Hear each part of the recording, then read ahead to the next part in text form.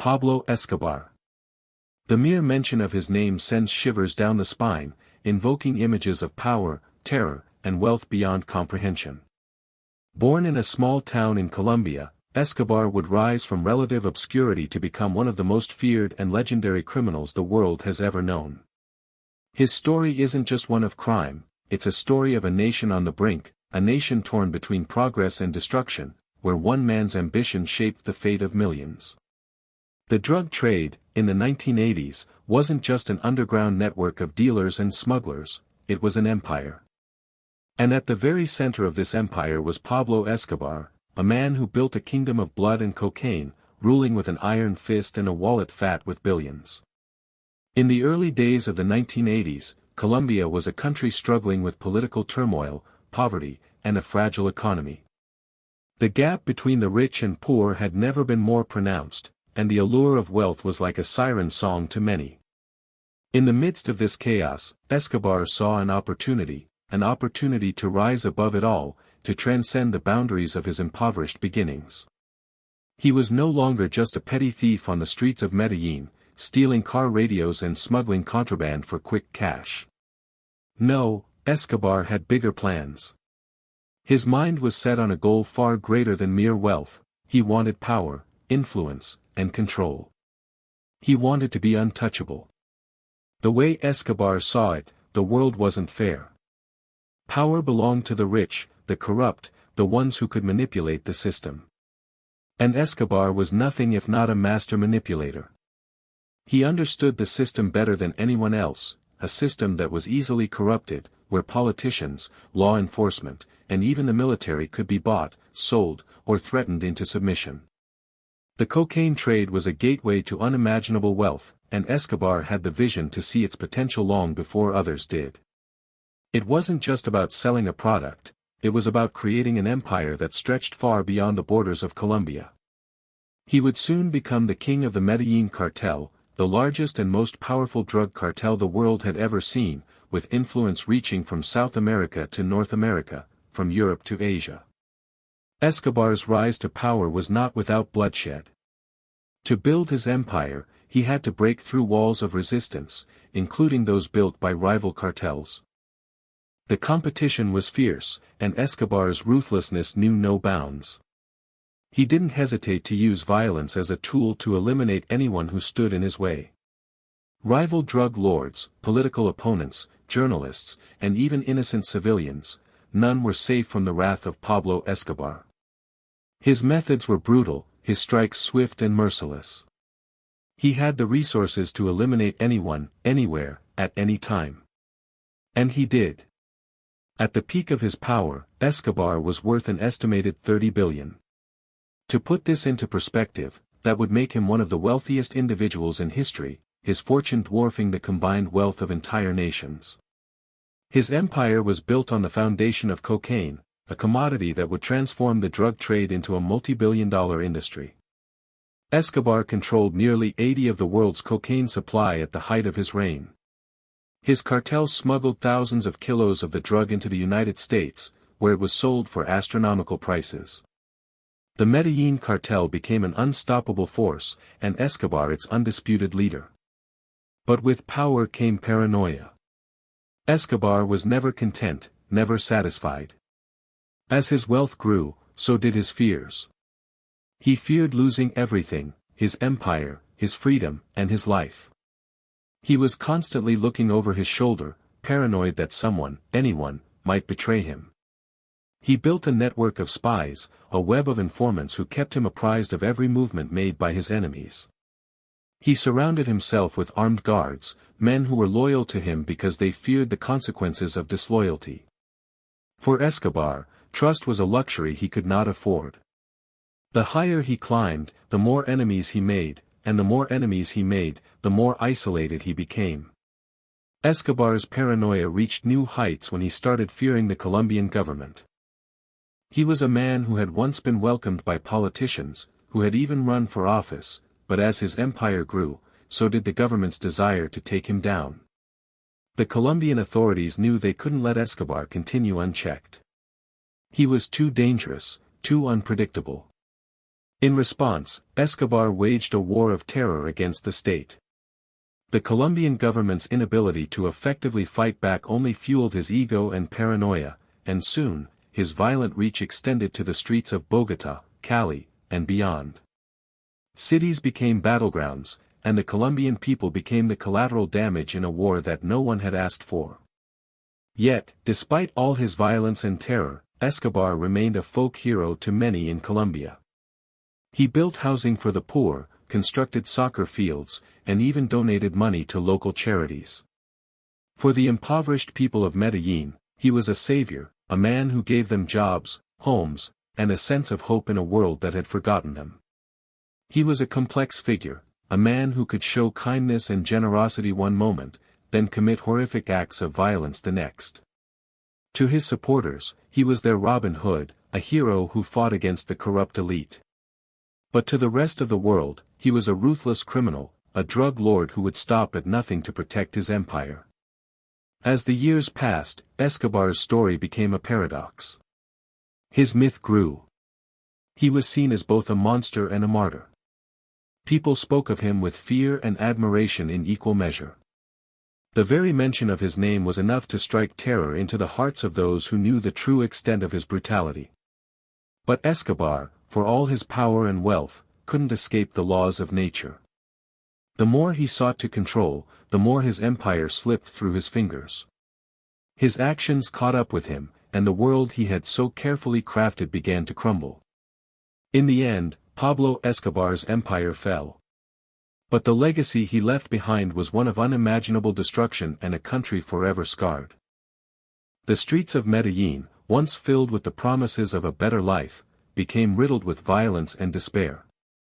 Colombia's battle with drug cartels would continue long after Escobar's death, and his story would become one of caution and reflection for generations to come.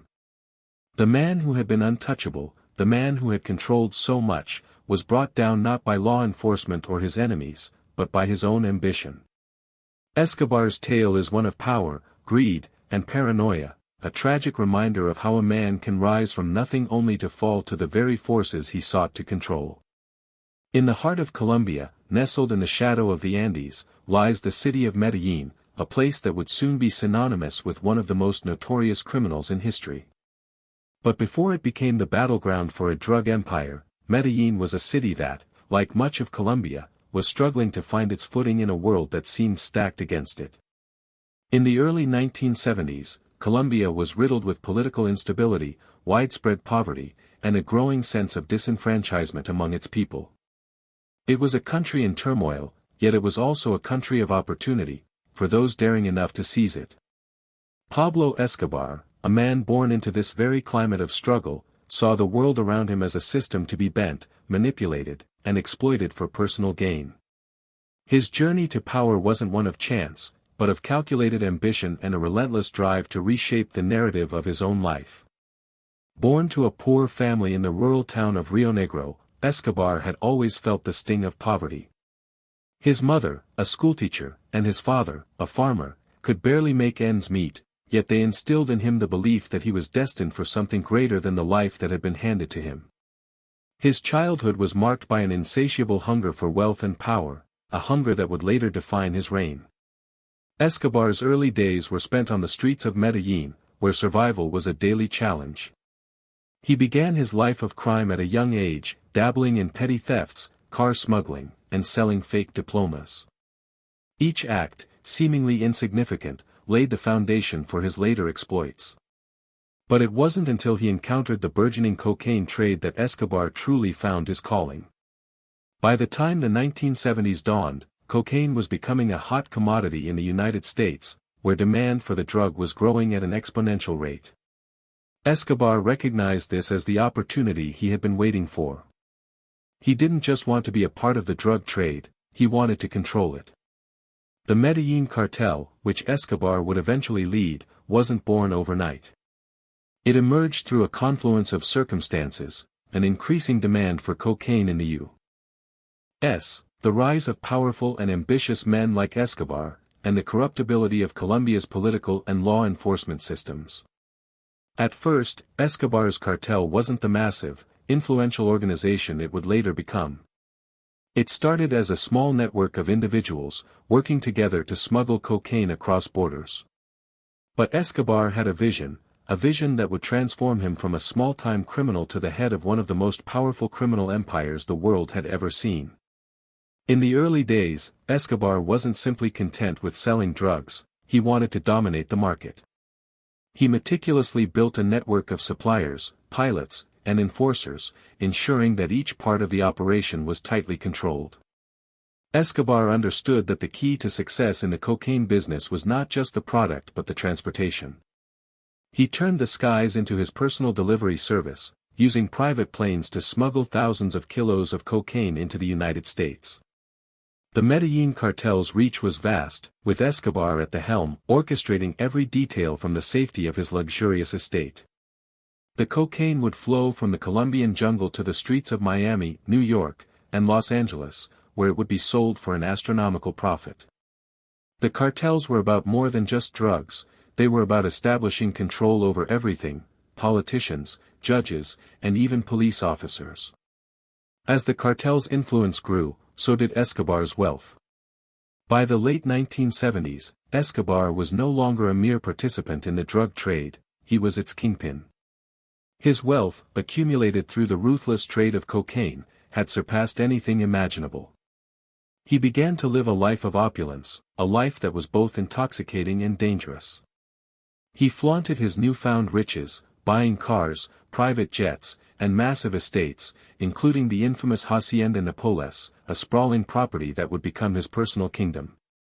The estate was like something out of a fairy tale, complete with a private zoo, a collection of exotic animals, and even a miniature airport for his planes. But Escobar's fortune wasn't just about luxury, it was about power. And with power came the need for control. Escobar's rapid rise to power wasn't just due to his business acumen. It was also due to his understanding of the political landscape in Colombia. The country was rife with corruption, a perfect breeding ground for a man like Escobar, who knew how to exploit the system for his own gain. He used his wealth to buy off politicians, police officers, and judges, ensuring that anyone who stood in his way would either be eliminated or silenced. As his influence grew, so did his ability to bend the rules, and he soon found himself in a position where he could act with impunity. His cartel operated with little fear of law enforcement, and the Colombian government seemed helpless in stopping him. For a time, Escobar was untouchable. He built a fortress of influence that was nearly impenetrable. But while Escobar's empire flourished, his methods became increasingly brutal. His thirst for power led him to make enemies not only within Colombia but also on the international stage. Rival cartels began to rise, and the Colombian government, recognizing the growing threat, began to take action. The police and military launched an assault on the cartel, but Escobar's grip on power was far from loosened. His enemies were either silenced or co-opted into his service, and as the violence escalated, Escobar's empire expanded. The cost of his growing empire was steep. The streets of Medellin, once a place of community and culture, had become a war zone. The Colombian people, caught in the crossfire of Escobar's war with the government and rival cartels, began to live in constant fear. The violence was relentless: bombings, assassinations, and mass killings became part of daily life. Escobar's enemies were not only other criminals, they were anyone who stood against him. Journalists, judges, police officers, and even politicians became targets. The violence Escobar unleashed on Colombia would leave scars on the nation that would take decades to heal. Despite the chaos and bloodshed, Escobar's influence continued to grow, and so did his reputation. He became a folk hero to many in Colombia, especially the poor. Escobar, ever the savvy operator, used his wealth and power to ingratiate himself with the people of Medellin. He built schools, hospitals, and housing projects for the impoverished. He distributed money to the poor and positioned himself as a benefactor. The people who had nothing saw Escobar as their savior, someone who understood their suffering and was willing to fight for them. To them, he was more than a drug lord, he was a symbol of hope in a country where the government had failed them. But Escobar's attempts to win the hearts and minds of the people were merely a facade. Behind the acts of charity and public generosity lay a man who would stop at nothing to maintain his power. His relationships with the government, law enforcement, and even the public were transactional. He built a public image of the Robin Hood drug lord to deflect attention from his criminal activities. But the violence he inflicted on Colombia was far more destructive than any of his public deeds could ever mask. Escobar's growing power, wealth, and influence didn't just make him a dangerous man, they made him a man of myth. The legend of Pablo Escobar began to take on a life of its own. Stories of his wealth, his power, and his ruthlessness spread across the globe. He became a figure larger than life, a symbol of the dangerous allure of power and wealth. To some, he was a hero. To others, he was a monster. But no matter how one viewed him, Escobar was a force of nature, a man who would shape the history of Colombia and the world in ways no one could have predicted. As the 1970s turned into the 1980s, Escobar's rise to power was unstoppable. His cartel had become a global empire, and Escobar was its ruthless, charismatic leader. But his success came at a cost, the cost of his humanity. The man who once dreamed of wealth and power had become a monster, a man whose ambition and greed knew no bounds. Escobar's journey was just beginning, and the next chapter in his story would reveal the true cost of his empire. Pablo Escobar's early life was far from the glamorous image that would later define him. Born in 1949 to a farmer and a schoolteacher in the rural town of Rio Negro, he grew up in a humble, struggling household, where survival was the constant focus. His family, though loving and supportive, was poor, and Escobar knew from an early age that the path to power would not be an easy one. He was a young boy who would go on to challenge the very system that had kept his family and others like them in poverty, but for now, he was just another face in a town where dreams often felt out of reach. In the harsh environment of Colombia's countryside, Escobar learned early on that the world owed him nothing, and that if he wanted anything, he would have to take it. By the time he was a teenager, Escobar had already begun to understand the power of ambition and the lengths to which one could go to achieve it. His early ventures into crime were small-time, a natural progression for a boy who had learned to hustle to make ends meet. He started with petty thefts, swiping cars and selling them for a quick profit. It wasn't long before he realized that these small-time crimes would never bring him the kind of wealth and influence he dreamed of. The world was shifting, and the streets of Medellin were alive with the promise of something greater, cocaine. The drug trade was beginning to take root in Colombia, and Escobar was watching, waiting, learning. He understood something that many around him didn't: cocaine was the future, and it would make him not just rich, but powerful. Escobar's first step into the cocaine business was far from spectacular. It was a simple decision, one made not out of a thirst for violence or greed, but out of the recognition of an opportunity. In the early 1970s, the demand for cocaine in the United States was steadily increasing. The drug trade was still in its infancy, with many of the major cartels still in their formative stages. Escobar, always the opportunist, saw his chance and seized it. He started by working with smaller dealers, importing small amounts of cocaine into the United States and learning the ropes. It wasn't long before he realized the true potential of the market. Unlike other drug lords, Escobar didn't just want to be a participant in the cocaine trade, he wanted to dominate it. He understood that to control the supply, one needed to control the entire chain, from production to distribution, and he set out to do just that. The Medellin cartel, under Escobar's leadership, quickly rose from a small, inconspicuous group to the most powerful drug cartel in the world. The cartel's reach stretched across borders, from Colombia to the United States, and even into Europe. Escobar, who had begun with small deals, now found himself at the helm of an empire that was bringing in billions of dollars every year. His operation was well-oiled, with everything running like clockwork. He established relationships with farmers in Colombia's rural regions, providing them with the resources they needed to cultivate cocaine. He built airstrips in the jungle, making it easier to transport the drug across the country. And he recruited a small army of loyal men to work for him, men who would do whatever it took to protect the cartel's interests. But Escobar didn't just focus on the logistics of the operation. He understood that the key to success in the drug business wasn't just about product, it was about perception. Escobar crafted an image of himself that would be both intimidating and charismatic. He wasn't just a drug lord, he was a businessman, a visionary, a man who could move mountains with a single word. He became a master of public relations, carefully managing his image through the media. He gave money to the poor, built schools and hospitals, and even built soccer fields. To the people of Medellin, he was more than just a criminal, he was a hero, a Robin Hood figure who had come to their aid in a time of need. But beneath this carefully constructed image of benevolence was a man who would stop at nothing to achieve his goals. As his empire grew, so did his need for control. Escobar wasn't content with merely making money, he wanted to dominate every aspect of the cocaine trade, from the cultivation of the coca plants to the distribution networks. To maintain this control, he had to eliminate anyone who posed a threat to his business. Rival cartels, corrupt politicians, journalists, police officers, no one was safe from his wrath. Escobar's method of dealing with threats was swift and brutal. His enforcers, armed to the teeth, would carry out executions in broad daylight, leaving a trail of bodies in their wake.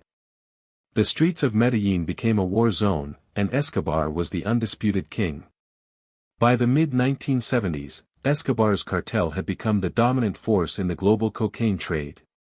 The cartel's influence extended far beyond Colombia, with its tentacles reaching into the United States, where cocaine consumption was at an all-time high.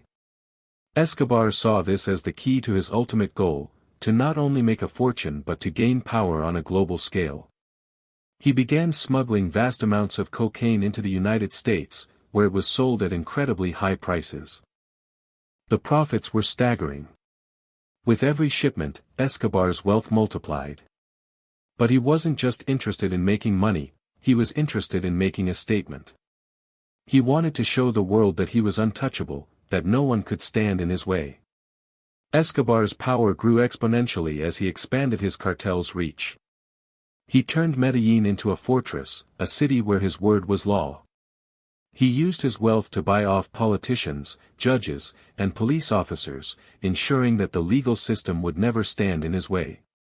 His ability to manipulate the system was unparalleled. He wasn't just a drug lord, he was a king, and Medellin was his kingdom. The Colombian government, plagued by corruption and weak leadership, was powerless to stop him. Escobar's cartel became so powerful that the government could no longer fight back effectively. He was untouchable. As the 1970s gave way to the 1980s, Escobar's empire reached its peak.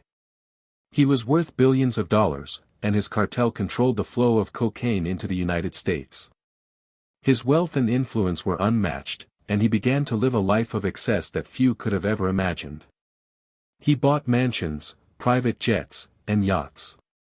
He threw lavish parties, surrounded by beautiful women, and lived in a world of luxury that seemed infinite. But even as he reveled in his success, Escobar knew that he couldn't rest on his laurels. His empire was fragile. Rivals lurked in the shadows, and the government was beginning to take notice of his growing power. For all his wealth and influence, Escobar understood that he had to constantly maintain control. His enemies were always a step behind, and he couldn't afford to show any weakness. As Escobar's empire expanded, so did his paranoia. He was no longer content with simply being rich, he wanted to be feared, respected, and above all, untouchable. His growing list of enemies made him increasingly paranoid. He trusted no one, not even his closest allies. He surrounded himself with armed guards, men who would die for him, but even they were suspect.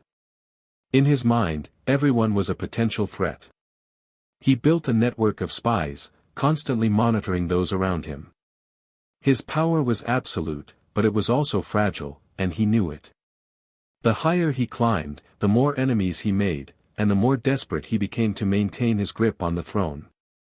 In the world of organized crime, the higher one rises, the harder it becomes to stay on top. Escobar had built an empire that stretched across continents, but he had also made countless enemies along the way. His methods were ruthless, his ambition insatiable. As his cartel grew in power, so did the number of people who wanted to see him fall. But Escobar was no ordinary criminal. He was a man who had mastered the art of survival, a man who had clawed his way to the top and wasn't about to let anyone take him down without a fight. The story of his rise had only just begun.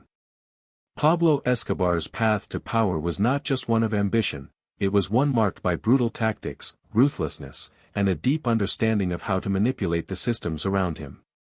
As his empire grew, so did his methods of control. For Escobar, success was not simply about wealth, though he amassed unimaginable fortunes, his true goal was power, and to achieve that, he understood that fear and respect were his strongest tools. As the head of the Medellin cartel, Escobar didn't just want to be a figure of wealth and influence, he wanted to be a godfather, an untouchable force who could command loyalty and crush opposition without a second thought. And he did. Escobar's ruthless approach to consolidating power within the cartel was just the beginning. The real violence that solidified his grip on Colombia and beyond was his utter lack of hesitation when it came to eliminating anyone, who dared to cross him. Rival cartels were his primary threat, but the political establishment, law enforcement, and even innocent civilians who got caught in the crossfire were fair game as well. Escobar operated by one simple rule: anyone who posed a threat to his business or his future would not live to see another day. One of the first targets of Escobar's violence was the rival Cali cartel. Though the Medellin cartel was rapidly establishing itself as the dominant force in the cocaine trade, the Cali cartel, based in southern Colombia, posed a significant threat to Escobar's growing empire. The two cartels began a violent turf war for control of cocaine distribution routes, and Escobar made it clear that he would stop at nothing to maintain his hold. His tactic was direct and brutal: violence, intimidation, and assassination.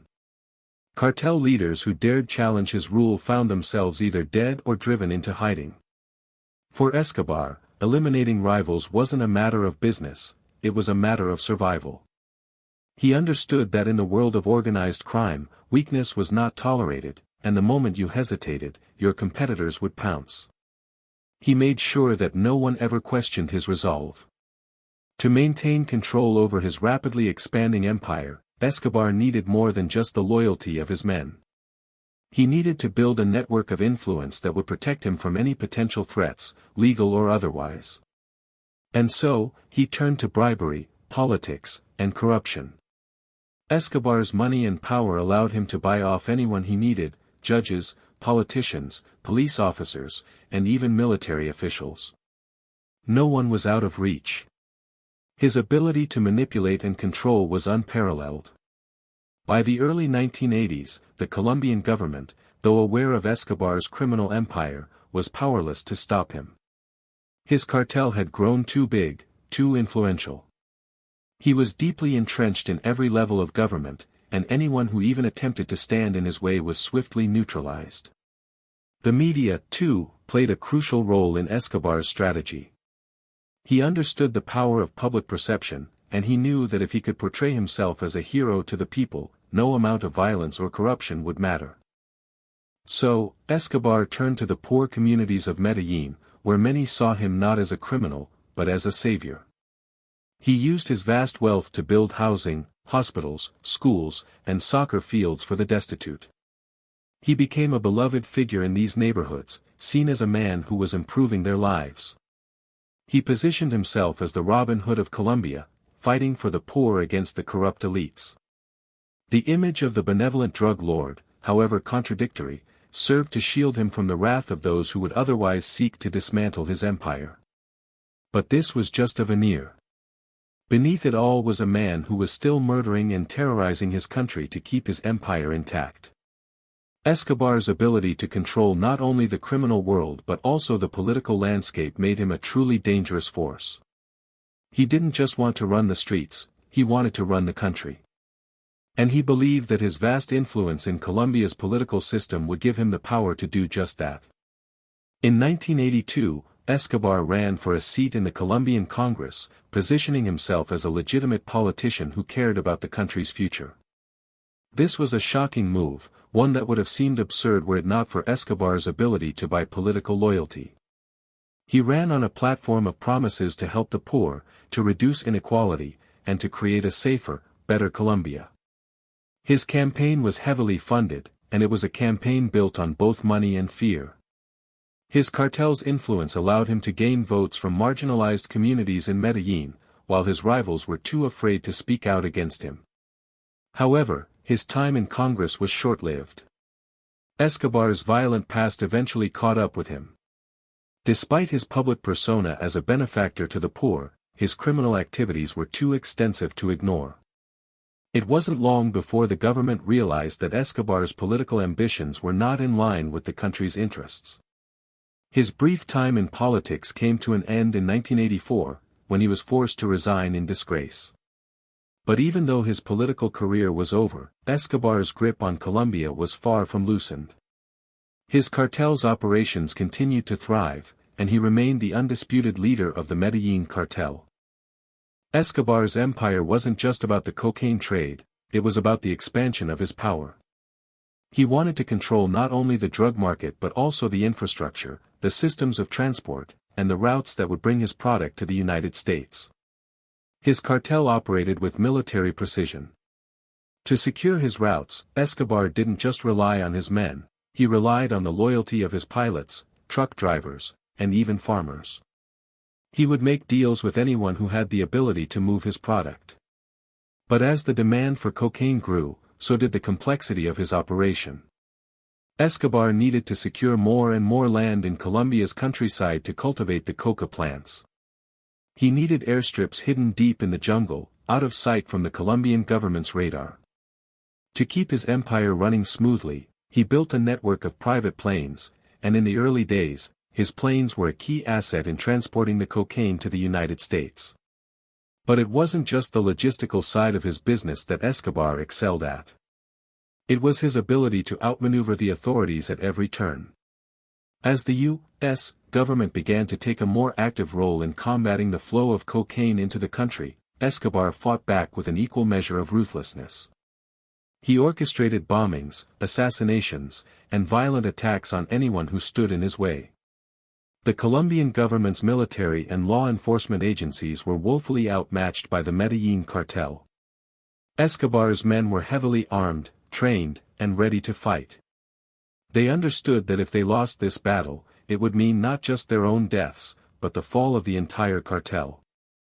As the violence escalated, Escobar's empire became a behemoth, feeding off the blood and fear of Colombia's citizens. Escobar's wealth continued to soar as the cartel expanded into new markets. By the mid-1980s, the Medellin cartel controlled the flow of cocaine into the United States, generating billions of dollars annually. He was one of the wealthiest men in the world, and the sheer volume of money that flowed through his hands was staggering. But for all his wealth, Escobar was never content. His hunger for power only grew. He expanded his empire into other areas, from arms dealing to money laundering, ensuring that his criminal activities would touch nearly every part of the global underworld. As the 1980s progressed, Escobar's empire became the most powerful drug organization the world had ever seen. But with that power came a growing number of enemies. The government, rival cartels, the United States, and international law enforcement all turned their attention to him. Escobar's empire had reached its zenith, but as with all things built on violence and corruption, his downfall would soon follow. The scale of Pablo Escobar's empire was almost beyond comprehension. From the streets of Medellin to the farthest reaches of Colombia's jungle, his influence was everywhere. But the more he rose, the more fragile his position became. At the height of his power, Escobar's cartel was producing and trafficking more than 70% of the world's cocaine, and the profits were staggering. His wealth had no limits. He was one of the richest men in the world, often ranking among the top 10 wealthiest individuals globally, with an estimated fortune of over $30 billion. But even with such wealth and influence, Escobar's life had become a constant balancing act between maintaining his power and protecting his empire from the overwhelming forces arrayed against him. Escobar's ambition knew no boundaries. As his cartel expanded, so did his personal ambitions. He wasn't content just with wealth, he craved political power, international recognition, and the kind of lasting legacy that would immortalize him in history. He wanted to be more than a drug lord. He wanted to be the most powerful man in Colombia, someone who could not only control the drug trade but also wield significant influence over the country's political system. His ultimate goal was to build a political dynasty, one where his family would reign for generations. But that dream was a dangerous one, and it would ultimately prove to be his undoing. The very ambition that had driven Escobar's rise also sowed the seeds of his downfall. In the early 1980s, as his wealth and power grew, Escobar began making moves into the political sphere. He sought to establish a more legitimate front for his operations, one that would shield him from the constant threat of law enforcement and give him the kind of protection only political office could provide. In 1982, he successfully ran for a seat in the Colombian Congress, using his wealth and charisma to secure the support of local communities in Medellin. For a man who had built an empire based on violence and corruption, running for office was an audacious move, but Escobar knew that political power was the key to consolidating his empire and shielding himself from the growing pressure from the government and international forces. His entry into politics, however, would prove to be short-lived. Escobar's time in Congress was brief, and his political career ended in scandal. Despite his wealth and influence, he had underestimated the public's perception of his criminal activities. The Colombian government, under increasing pressure from both domestic and international sources, began to take action against Escobar. His ties to the drug trade became too well known to ignore, and his time as a legitimate politician quickly came to an end. But even as he was forced to resign from Congress in 1984, Escobar did not retreat. Instead, he doubled down on his violent tactics, launching a campaign of terror that would leave Colombia in chaos. Escobar's move into politics had been an attempt to build a more legitimate front for his cartel, but it also exposed a key vulnerability: his growing visibility. For all the power he had amassed, Escobar was still, at his core, a criminal. And as his empire grew, so did the risks associated with his position. He had already made countless enemies, rival cartels, government officials, and the media, all of whom were now looking for a way to take him down. But Escobar was not someone to be taken down easily. He was a master of survival, and he adapted quickly to changing circumstances. One of the key elements that allowed Escobar to maintain control over his empire was his ability to control the flow of information. He knew that perception was everything in the world of organized crime, and he used the media to his advantage. Escobar carefully crafted his public image, portraying himself as a hero to the poor. He used his wealth to fund community projects in Medellin, building schools, hospitals, and housing for the city's impoverished residents. He built soccer fields and hosted public events, all in an effort to gain the loyalty and affection of the people. To many in Colombia, Escobar was more than just a drug lord, he was a savior, someone who had provided for them when the government had failed. But this image was a facade. Beneath the generosity, Escobar was a man who would stop at nothing to protect his empire. As his wealth and influence grew, so did his paranoia. He feared losing control of his empire more than anything else. He knew that as his power expanded, so did the number of people who wanted to take him down. And in his mind, betrayal was always lurking just around the corner. Escobar began to surround himself with a loyal network of enforcers, men who were completely devoted to him and his cause. These men were part of the sicarios, his private army of hitmen who carried out his orders without question. Escobar's tactics became more extreme as his paranoia deepened. His enemies were not just other drug lords, he saw anyone who opposed him as a threat, including the government, law enforcement, and journalists. He initiated a campaign of violence that targeted anyone who might threaten his rule. Assassinations, bombings, and massacres became the tools he used to maintain control. The Colombian government was ill-equipped to deal with the scale of Escobar's violence. Their attempts to stop him were ineffective, and the more the government tried to crack down on his cartel, the more violent Escobar became. Entire neighborhoods in Medellin were caught in the crossfire as Escobar's men fought back against the state. Escobar's empire was built on fear and bloodshed. He knew that the only way to stay at the top was to eliminate any and all threats to his power. Rival cartels were systematically wiped out, one by one.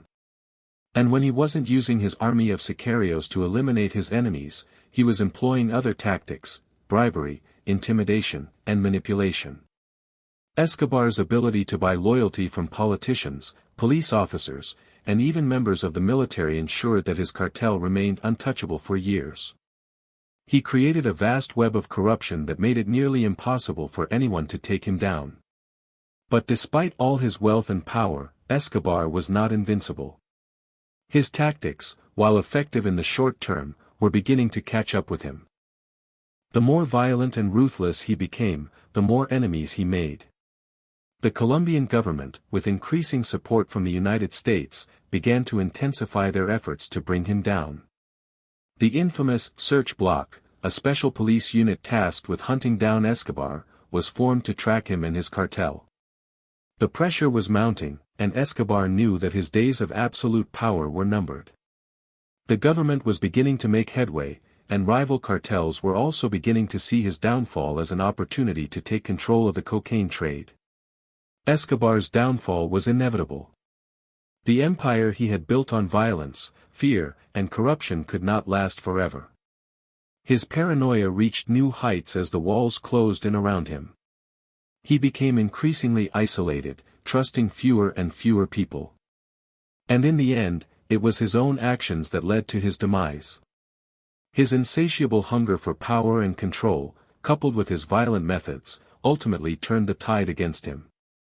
As the authorities closed in, Escobar's once great empire began to crumble. By the mid-1990s, Escobar's reign was coming to an end. His cartel had been dismantled, his assets seized, and his allies were either dead or in prison. Escobar himself went into hiding, evading the authorities for a time, but ultimately, the law caught up with him. On December 2, 1993, Escobar was gunned down on a rooftop in Medellin, bringing an end to his brutal and violent reign. But his legacy, one of violence, terror, and the dark allure of power, would live on. The name Pablo Escobar would forever be linked to the cocaine trade, and his story would become a cautionary tale for generations to come. The man who had once ruled an empire built on blood and fear was no more. But the scars of his reign would remain long after his death. As the world watched the rise and fall of Pablo Escobar, his story became one of mythic proportions, a tale of a man who went from humble beginnings to global infamy. But while the legend of Escobar continues to be told in documentaries, books, and films, the reality of his reign was far darker, more chaotic, and more destructive than most could comprehend. His impact on Colombia and the world was so profound that it ripples through history, leaving a trail of violence, grief, and a nation forever scarred. At the height of his power, Escobar was a force that seemed unstoppable. His cartel controlled nearly 80% of the cocaine entering the United States, generating billions of dollars each year. His wealth, accumulated through his ruthless control of the cocaine trade, was staggering. It is said that he would spend $2,500 a month just on rubber bands to hold his stacks of cash together, and some reports suggest that he lost billions due to the sheer inefficiency of storing such an enormous fortune. His opulent lifestyle knew no limits, with private jets, mansions, and a zoo full of exotic animals in his Hacienda Nápoles. Yet, no amount of money or luxury could protect Escobar from the inevitable consequences of his actions. Escobar's violence was not limited to his business rivals or law enforcement, it permeated every aspect of Colombian life. The streets of Medellin, once known for their vibrancy, became war zones. The people of Colombia lived in constant fear of violence, not only from Escobar's enforcers but from the corrupt government forces and rival cartels that constantly battled for control of the cocaine trade. This was a country in turmoil, caught in a vicious cycle of violence that no one could escape. the toll on innocent lives was incalculable.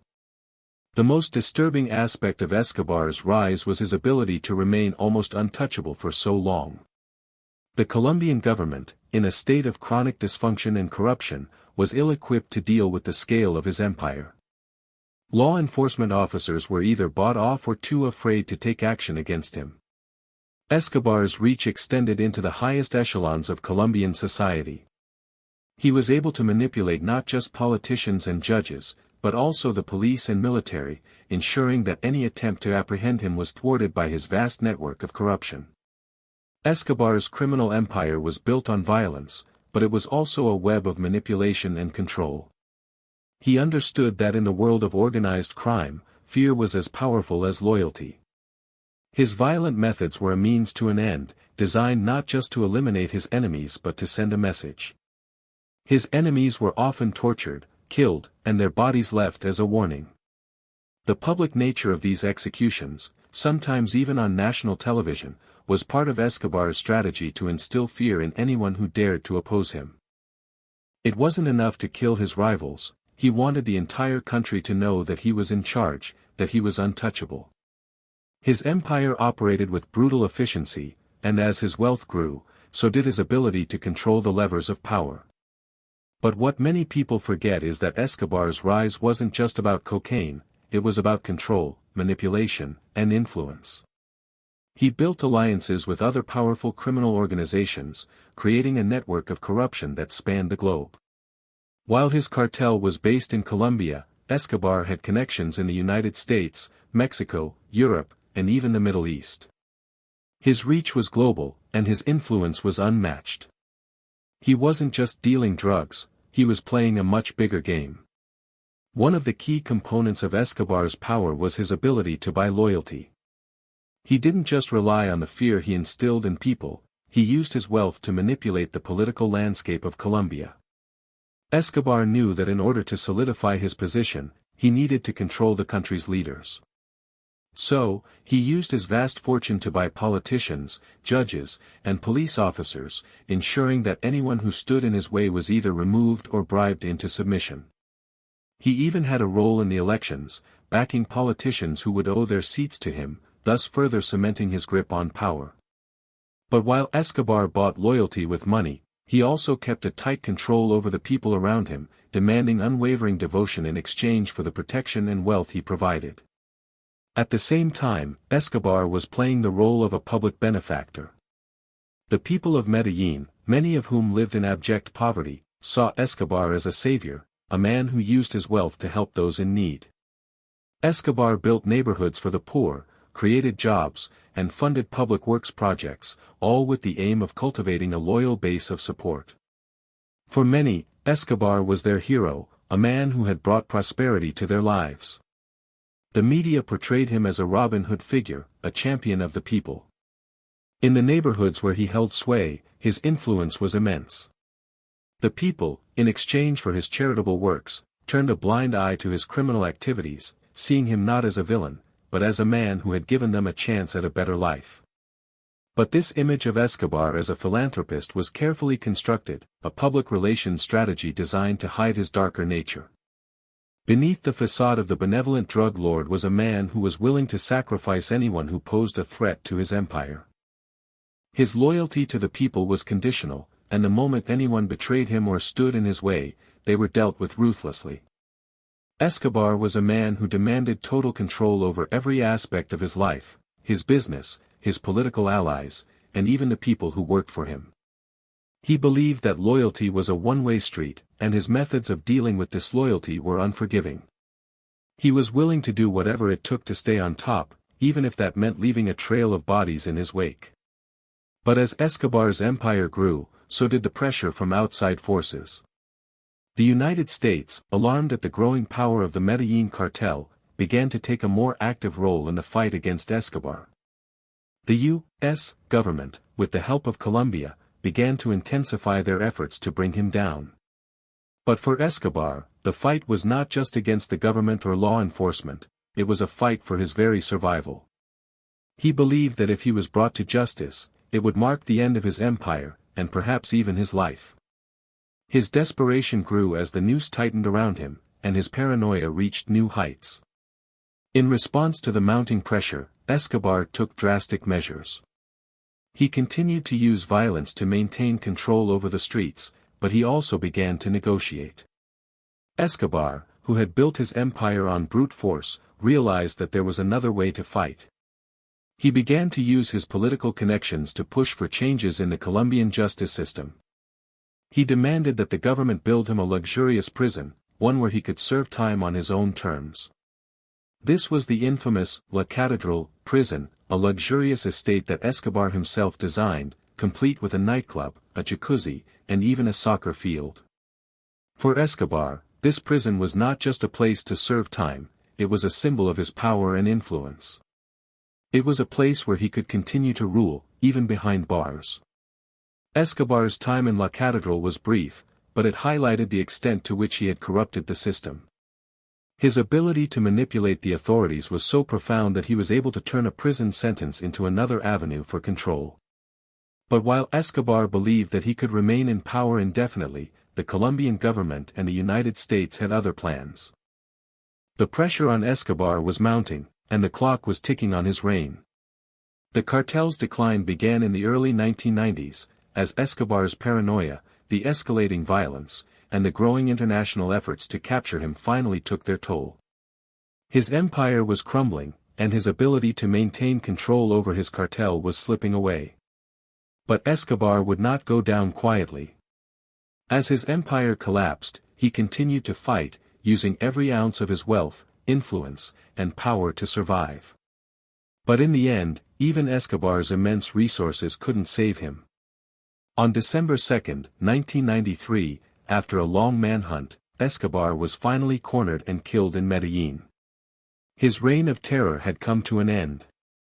Yet, his legacy, one of blood, wealth, and influence, would forever change the course of Colombia's history.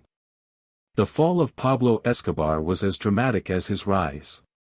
For a man who had built an empire on violence, manipulation, and unchecked ambition, the end came with a sense of inevitability. His reign as the head of the Medellin cartel had spanned over a decade, during which time he had terrorized Colombia, corrupted entire political systems, and amassed an unimaginable fortune. But no empire, no matter how powerful, can last forever. The forces against Escobar were growing, and the walls around him were closing in. As the Colombian government, aided by the United States, intensified their efforts to capture him, Escobar's paranoia reached new heights. The man who had once been untouchable, the king of an empire built on blood and fear, now found himself running for his life. His network of spies, his army of loyal sicarios, and his ability to manipulate the political system were no longer enough to shield him from the forces determined to bring him down. Escobar had built his empire on the principle that violence and intimidation could solve any problem. But now, the world around him was changing, and even his violent methods couldn't protect him from the pressure mounting on every side. For years, Escobar had been one step ahead of the authorities. He had evaded countless attempts on his life, using his wealth and resources to stay one step ahead of the government and rival cartels. But as his empire began to crumble, Escobar's ability to maintain control slipped away. His cartel was fractured, his closest allies were either dead or imprisoned, and his own men began to turn against him. The sense of invincibility that had fueled Escobar's reign was quickly being replaced by a deep, all-consuming fear. He knew that his days were numbered. In 1991, after years of living in hiding and under constant threat from the authorities, Escobar was captured. But his capture wasn't the end of his reign, it was just another chapter in his story. Rather than surrendering to the government, Escobar negotiated a deal that would allow him to serve his sentence in a custom-built prison, La Catedral, which he himself designed. This prison, unlike any other, was a far cry from the grim, overcrowded cells where most criminals would be locked away. La Catedral was more like a private estate, complete with a soccer field, a nightclub, and even a jacuzzi. It was a testament to Escobar's wealth and his belief that he was above the law. Escobar's time in La Catedral was a brief and bizarre chapter in his life. While the Colombian government believed they had him under control, Escobar used his position to continue running his cartel from within the prison. He maintained contact with his men on the outside, directing operations and continuing his reign of terror. He was still able to bribe guards, influence the police, and even intimidate politicians. For all intents and purposes, Escobar remained the king of Medellín, even while behind bars. His arrogance and belief in his invincibility were as strong as ever, but his empire was slowly disintegrating. His rivals were gaining ground, and his once loyal supporters were starting to turn on him. But Escobar's time in La Catedral came to an end when the Colombian government, frustrated by his continued influence, decided to move him to a more secure facility. In July 1992, Escobar was moved from his luxurious prison to a more traditional facility, where he would be held under much stricter conditions. It was at this point that Escobar realized the walls were closing in on him. He had long believed that no one could touch him, that his wealth and power would protect him forever. But now, it was clear that the end was near. Escobar escaped from his new prison, disappearing into the jungle, and went on the run once again. The escape marked the beginning of the final chapter in Escobar's life. For the next year and a half, he lived as a fugitive, moving from safe house to safe house, hiding in the remote mountains of Colombia, always looking over his shoulder. But the Colombian government, along with the United States, was determined to catch him. The search for Escobar intensified, and it was no longer just the Colombian police looking for him. The CIA, the DEA, and a specialized group of Colombian police called the Search Bloc were now involved in the manhunt. The Search Bloc, a special force dedicated to capturing Escobar, was determined to bring him to justice. They tracked his every move, working tirelessly to corner him. As the manhunt for Escobar stretched on, the legend of his power began to wane. His empire was all but destroyed. His closest allies had either been killed or captured, and his once loyal sicarios had either fled or been forced to turn on him. Escobar was no longer the powerful figure who had once ruled Colombia with impunity. He was a desperate man, a fugitive on the run, relying on his dwindling network of contacts and safe houses to survive. His paranoia reached new heights, and he became increasingly isolated, trusting fewer and fewer people. But despite his isolation, Escobar's desire for power never waned. Even as he hid in the mountains, he continued to believe that he could one day return to power, that he could rebuild his empire. He believed that he could negotiate his way back to the top, just as he had done in the past. But those around him knew that his time had come to an end. His empire was gone, and the authorities were closing in on him. On December 2, 1993, after more than a year on the run, Pablo Escobar was finally cornered in a middle-class neighborhood in Medellín. The Colombian authorities had tracked him down to a rooftop, where he was attempting to escape from a team of police officers. In the final moments of his life, Escobar was confronted by the Colombian National Police. It is said that he tried to flee across the rooftops of Medellín, but the authorities were closing in. Escobar, knowing that his capture was imminent, chose to fight rather than surrender. In a dramatic final standoff, Escobar was shot and killed by the Colombian police. The exact details of his death remain unclear. Some reports suggest that he was killed in a firefight, while others claim that he took his own life to avoid capture. Regardless of the circumstances, Escobar's death marked the end of his reign of terror. The world was left to reckon with the legacy of the man who had once ruled Colombia's drug trade, and the scars he left on the country would last for generations. Escobar's death, however, did not bring immediate peace to Colombia. The violence that had marked his reign continued, as rival cartels and criminal organizations fought for control of the cocaine trade. But Escobar's fall from power symbolized the end of an era in Colombia's history. His death was a moment of closure for many, but it also served as a reminder of the deep wounds he had inflicted on the country. Though Escobar was gone, his legacy lived on. His name became synonymous with the brutal violence of the drug trade, and his story became a symbol of the corrupting power of wealth and ambition. Escobar's life and death continue to be the subject of fascination, a testament to the power of myth and the dark allure of criminal fame. But for the people of Colombia, the memory of Escobar is not just about his wealth and power, it is about the lives he destroyed and the lasting impact of his reign of terror.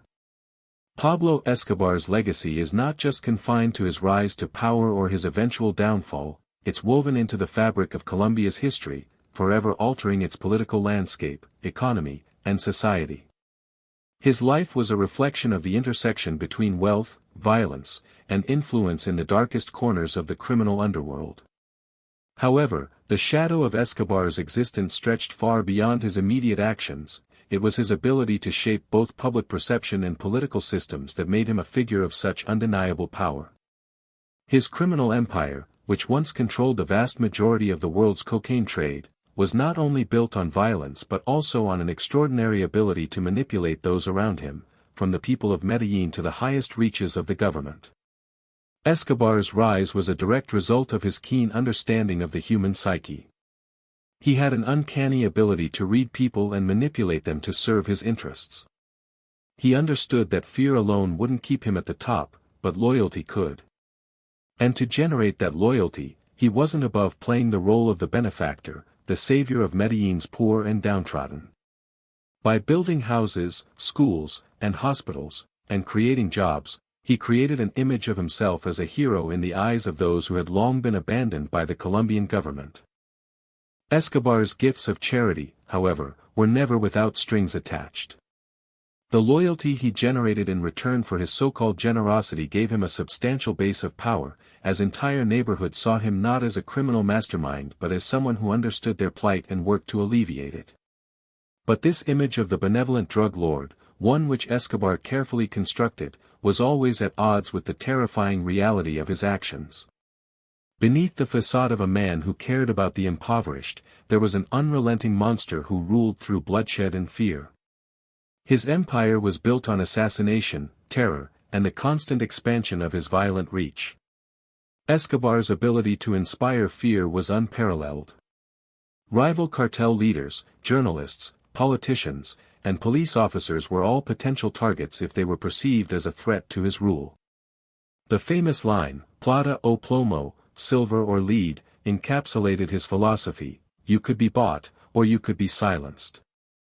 This binary approach to dealing with opponents ensured that anyone who stood in his way had to make a choice, bend to his will or face the consequences.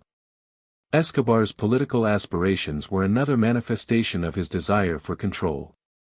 In the early 1980s, he ran for a seat in the Colombian Congress, positioning himself as a man of the people, someone who would use his newfound political power to fight for the common man. At first glance, this political move seemed both audacious and absurd. How could a man whose wealth came from illegal drug trafficking be allowed to enter the highest levels of Colombian politics? But Escobar understood that this was not just about politics, it was about power. If he could secure a political position, he would not only legitimize himself but also secure protection for his cartel. With his vast wealth, Escobar was able to win the support of the marginalized classes in Medellin, ensuring his victory. But this foray into politics was short-lived. The government, realizing the grave threat that Escobar posed to the country's institutions, was forced to strip him of his seat, though the process was far from smooth. Escobar's ability to buy loyalty had already corrupted the political system, and his supporters, including politicians and judges, did everything in their power to shield him from prosecution. Despite his temporary setback in politics, Escobar's reign continued to grow in both size and scope. His control over the Medellin cartel was unparalleled, and the cartel itself was a multifaceted business, with an international network of smugglers, distributors, and enforcers. The cocaine he smuggled into the United States was the linchpin of his empire, and with demand soaring, his operations reached new heights. At one point, the Medellin cartel was responsible for moving nearly 80% of the world's cocaine, and Escobar's wealth grew exponentially as a result. He became one of the richest men in the world, his fortune estimated to be over 30 billion. To Escobar, this wealth was not just a symbol of success, it was a tool to maintain his power and influence. And with that power, he could shape not only the drug trade but also the very society in which he operated. As the cartel grew in power, so did Escobar's ego. His ambition, once focused solely on controlling the drug trade, expanded to encompass political domination. He dreamed of establishing a dynasty, one where his family would inherit control of the empire he had built. To this end, Escobar surrounded himself with family members, ensuring that his children, brothers, and close relatives were all involved in the cartel's operations. His son, Juan Pablo, who later became known as Sebastián Marroquín after Escobar's death, was groomed to take over the empire. This vision of a dynastic future was not just about wealth, it was about immortality. Escobar, in his deluded grandeur, wanted to ensure that his legacy would continue for generations to come. But despite the immense wealth, power, and influence that Escobar amassed, his empire was fragile. The more Escobar sought to expand his influence, the more enemies he made. Rival cartels such as the Cali cartel began to challenge his dominance in the cocaine trade, and the Colombian government, with increasing assistance from the United States, began to focus more intently on dismantling the Medellin cartel. Escobar's methods of dealing with these challenges were consistent with his brutal approach to business. He used violence, bribery, and intimidation to maintain his supremacy. As his enemies multiplied, Escobar found himself on the defensive, and his empire, which had once seemed invincible, began to fracture. Escobar's paranoia also grew in tandem with his increasing vulnerability. The man who had once ruled with an iron fist now found himself increasingly isolated, unsure of who he could trust. His growing reliance on violence to maintain control over his cartel's operations led to an ever-expanding circle of bloodshed. The streets of Medellin, where Escobar's influence had once been all-encompassing, became increasingly dangerous. As the Colombian government and rival cartels turned their attention toward the cartel's leader, Escobar resorted to ever more extreme measures to protect himself. The once proud kingpin who had commanded loyalty with his vast fortune and generosity now found himself living in fear. The final stages of Escobar's life were defined by his desperation to hold on to power, even as his empire crumbled around him. His empire had become a house of cards, fragile and precarious, unable to withstand the pressure from the authorities and his growing list of enemies. The U.S. government, working in partnership with the Colombian government, had created the Search Block, a special unit dedicated to tracking down and apprehending Escobar. For months, they closed in on his hideouts, and Escobar, knowing that his days were numbered, attempted to go underground. But even in his final days, Escobar's influence was still felt. He continued to direct the activities of his cartel from the shadows, ordering hits and coordinating shipments of drugs. But as the manhunt intensified, Escobar's empire began to crumble even further. The walls were closing in. In the final confrontation that led to Escobar's death, there was a tragic irony that defined the end of his reign. The man who had spent decades building an empire on fear, violence, and manipulation now found himself betrayed by those he had once trusted. His once loyal sicarios, who had fought and killed for him, were no longer there to protect him. His family was also caught in the crossfire, and Escobar, who had once believed he was invincible, was now forced to confront his own mortality. The final moments of his life were filled with the sense of inevitability. The kingpin who had terrorized an entire nation could no longer escape the consequences of his actions. When Escobar was finally cornered and killed by Colombian authorities on December 2, 1993, it marked the end of a chapter in Colombia's history. The violence, corruption, and fear that had plagued the country for years did not vanish with his death. Colombia, though freed from his rule, would continue to struggle with the remnants of the drug trade and the power vacuum left by his demise. Yet, Escobar's death also marked the end of an era, one in which a single man had been able to control an entire nation through terror and manipulation. Escobar's legacy remains one of the most complex and tragic in modern history. His name will forever be synonymous with the global cocaine trade, and his story is a cautionary tale about the corrupting power of wealth and violence. But for the people of Colombia, the scars of his reign are not easily forgotten. Escobar's empire may have crumbled, but the pain and suffering he caused, through the loss of life, the destruction of communities, and the long-lasting effects of his criminal empire, remains. In the end, Escobar's life was a testament to the cost of unchecked ambition, a reminder that power built on violence and fear can never endure forever.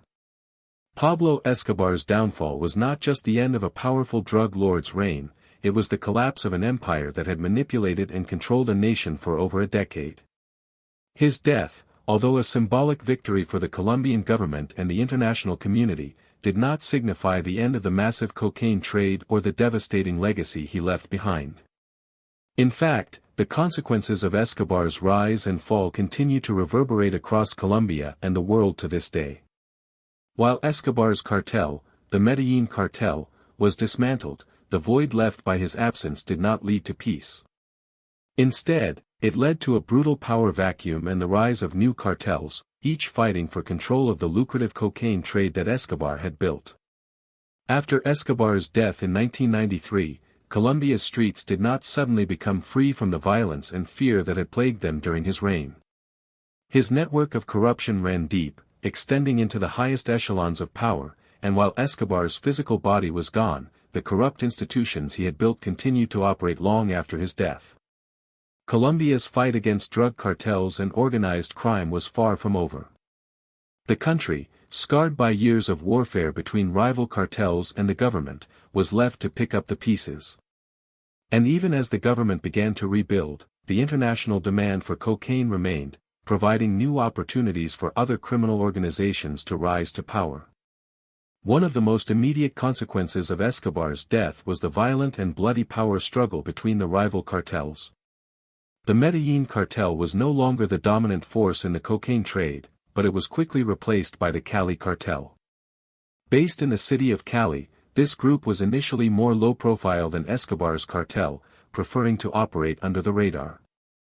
The Cali cartel took advantage of Escobar's absence and moved swiftly to fill the void left by his organization. But unlike Escobar, the leaders of the Cali cartel operated with a level of sophistication and restraint that allowed them to avoid the spotlight for a time. They were less flamboyant and more covert, relying on bribery and influence within the Colombian government to operate with relative impunity.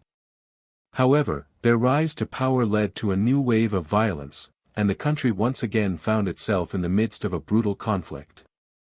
Despite the power of the Cali cartel, Colombia was also witnessing the emergence of new players in the cocaine trade.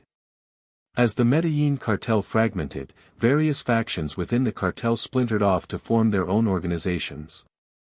These groups, many of them headed by former members of Escobar's inner circle, would engage in constant battles for control of the drug trade. These battles, however, were not only fought on the streets of Colombia but also in the global market for cocaine. As the U.S. continued to crack down on drug trafficking, the fight to control the flow of cocaine became even more urgent.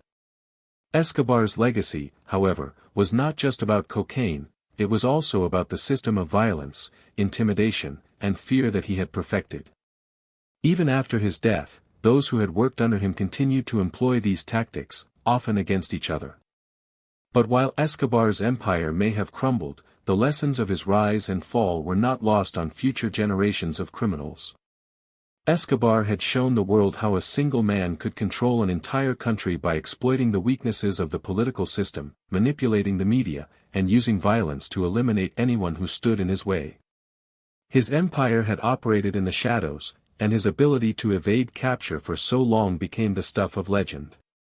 The men who followed in his footsteps understood these lessons well. And in the years that followed his death, the cocaine trade became even more brutal, more dangerous, and more sophisticated. The cartels were no longer just competing for power, they were competing for dominance in an increasingly globalized market. Yet, Escobar's legacy did not just live on in the cartel wars. His impact was also felt on a much more personal level by the people of Colombia. For them, Escobar was not just a name or a criminal mastermind, he was a figure who had deeply affected their lives, for better or for worse. Many of the people who had once supported Escobar, who had seen him as a hero for the poor, were left disillusioned and bitter after his death. The neighborhoods he had built, the houses he had funded, the schools he had created, these symbols of his so-called generosity were quickly overshadowed by the brutal reality of his crimes. The people who had once looked up to him as a savior began to see the full scope of the damage he had caused. In the aftermath of his death, a process of reckoning began. Colombia was forced to confront the enormous social, political, and economic cost of Escobar's reign. His rise to power had been fueled by a mix of corruption, violence, and fear. He had used his wealth and influence to subvert the political system, turning public institutions into tools of his empire. The Colombian government, weakened by years of corruption and inefficiency, struggled to pick up the pieces. And while the country had been promised a brighter future after Escobar's death, the scars of his legacy remained deeply embedded in Colombian society. The Colombian government's response to Escobar's death was one of both hope and caution. On the one hand, Escobar's passing had removed one of the most dangerous and influential criminal figures in history. On the other hand, his death did not mean the end of the challenges faced by the government. The U.S. government continued to press Colombia to take stronger action against drug cartels and organized crime. But the political and social fabric of Colombia had been so deeply torn by Escobar's reign that any effort to restore order would be met with significant challenges. Moreover, the global demand for cocaine remained a driving force, and as long as there was demand, there would always be those willing to take Escobar's place. Escobar's legacy also continues to cast a long shadow over the global war on drugs. His empire was one of the most sophisticated and lucrative criminal organizations in modern history, and the scale of his operations led to increased international efforts to combat drug trafficking. In the years following his death, the U.S. increased its focus on Colombia, providing the Colombian government with military and financial support to take on drug cartels. But despite these efforts, the war on drugs has remained largely ineffective. The Colombian government's fight against cartels has been complicated by the deep ties between organized crime and the country's political and military elite. The government's inability to stamp out the violence and corruption that Escobar had left behind has made it difficult to fully address the root causes of the drug trade. In a broader sense, Escobar's story is a cautionary tale about the consequences of unchecked ambition and the corrupting influence of wealth and power. While Escobar himself may have died in 1993, the world he created continues to operate in the shadows. His impact is still felt not just in Colombia but in the global drug trade, where cartels continue to thrive despite efforts to eradicate them. Escobar's legacy is also a reminder of the profound effects that a single individual can have on an entire society. His actions shaped not just the lives of those who were directly involved with him but also the lives of countless innocent people who lived in the shadow of his empire. Today, Escobar remains an enigma. To some, he is remembered as a hero, a man who fought for the underdog and challenged a corrupt system. To others, he is a villain, an embodiment of the violence and corruption that plagued Colombia for decades. His life, and his death, are reminders of the power of myth, and how the stories we tell about people like Escobar can shape the way we remember them. But regardless of how he is remembered, the truth remains undeniable: Escobar left behind a legacy of violence, corruption, and loss that still resonates in Colombia and beyond. And as the world continues to grapple with the consequences of his actions, the lessons of Escobar's rise and fall remain painfully relevant. The story of Pablo Escobar is one that seems to transcend time. His name, forever linked to the global cocaine trade, became synonymous with power, wealth, and violence. Yet, despite his death in 1993, his shadow looms large over Colombia and the world, an indelible mark of the destructive potential of unchecked ambition.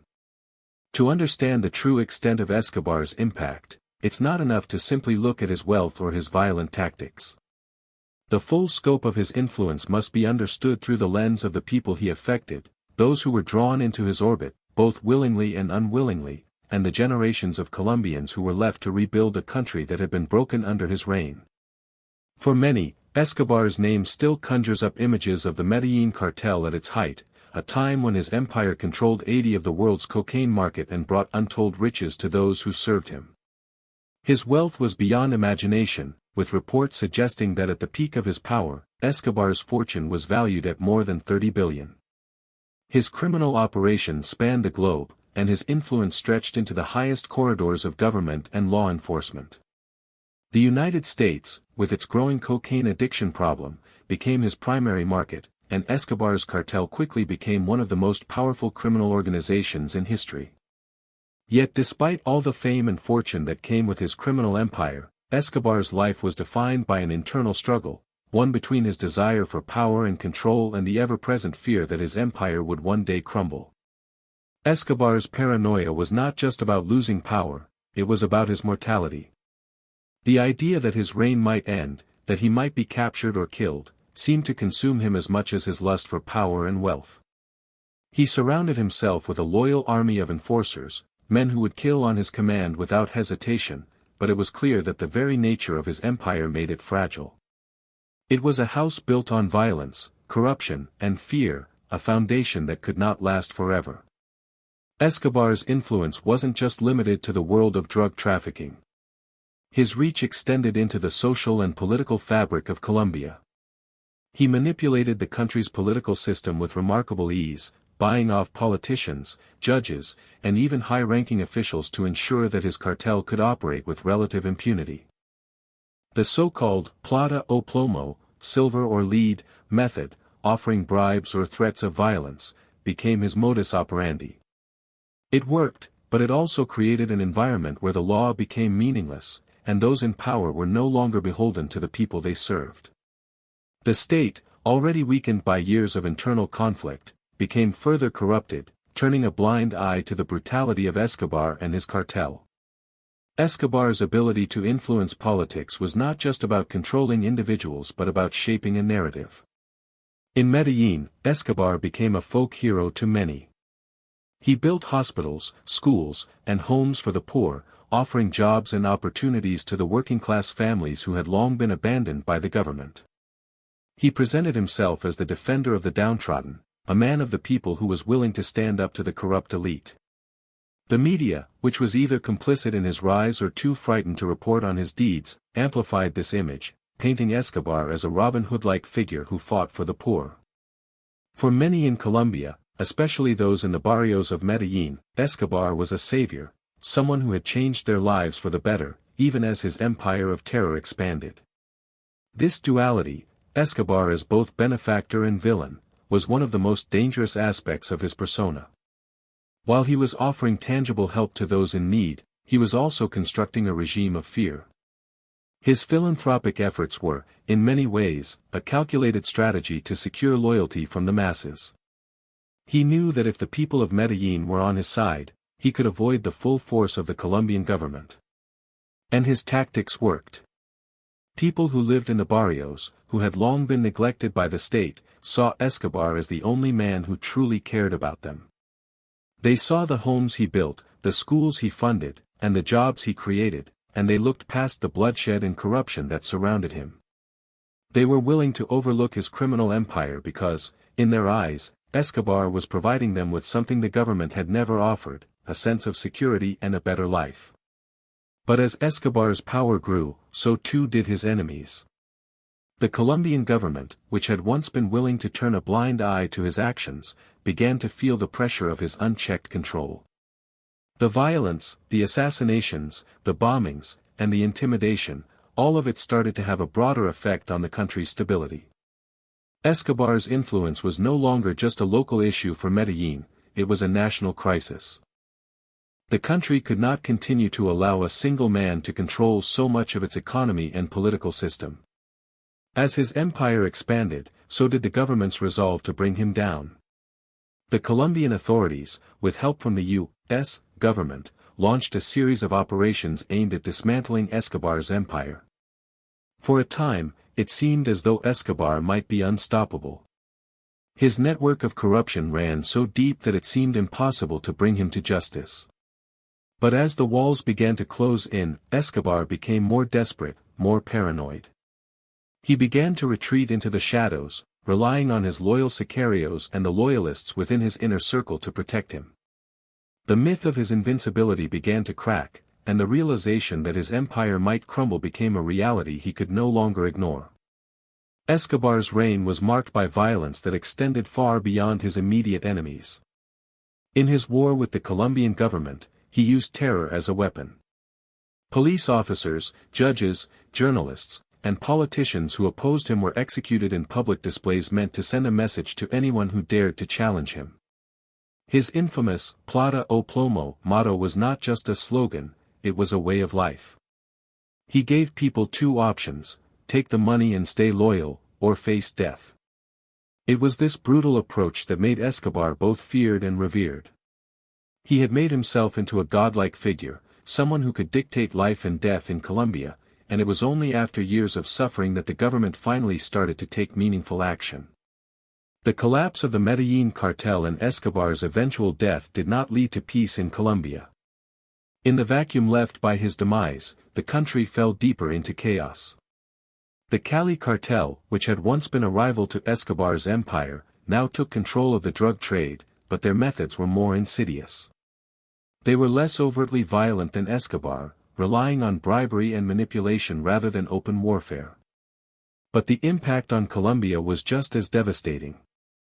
The ongoing cartel wars, the rise of new criminal organizations, and the entrenched corruption in the government meant that the country would continue to suffer long after Escobar's death. Escobar's death was a turning point for Colombia, but it did not represent the end of the country's struggles with organized crime. The government, though victorious in removing Escobar from power, was left to pick up the pieces of a shattered society. The consequences of his reign, the violence, the corruption, the fear, left deep scars on the Colombian psyche.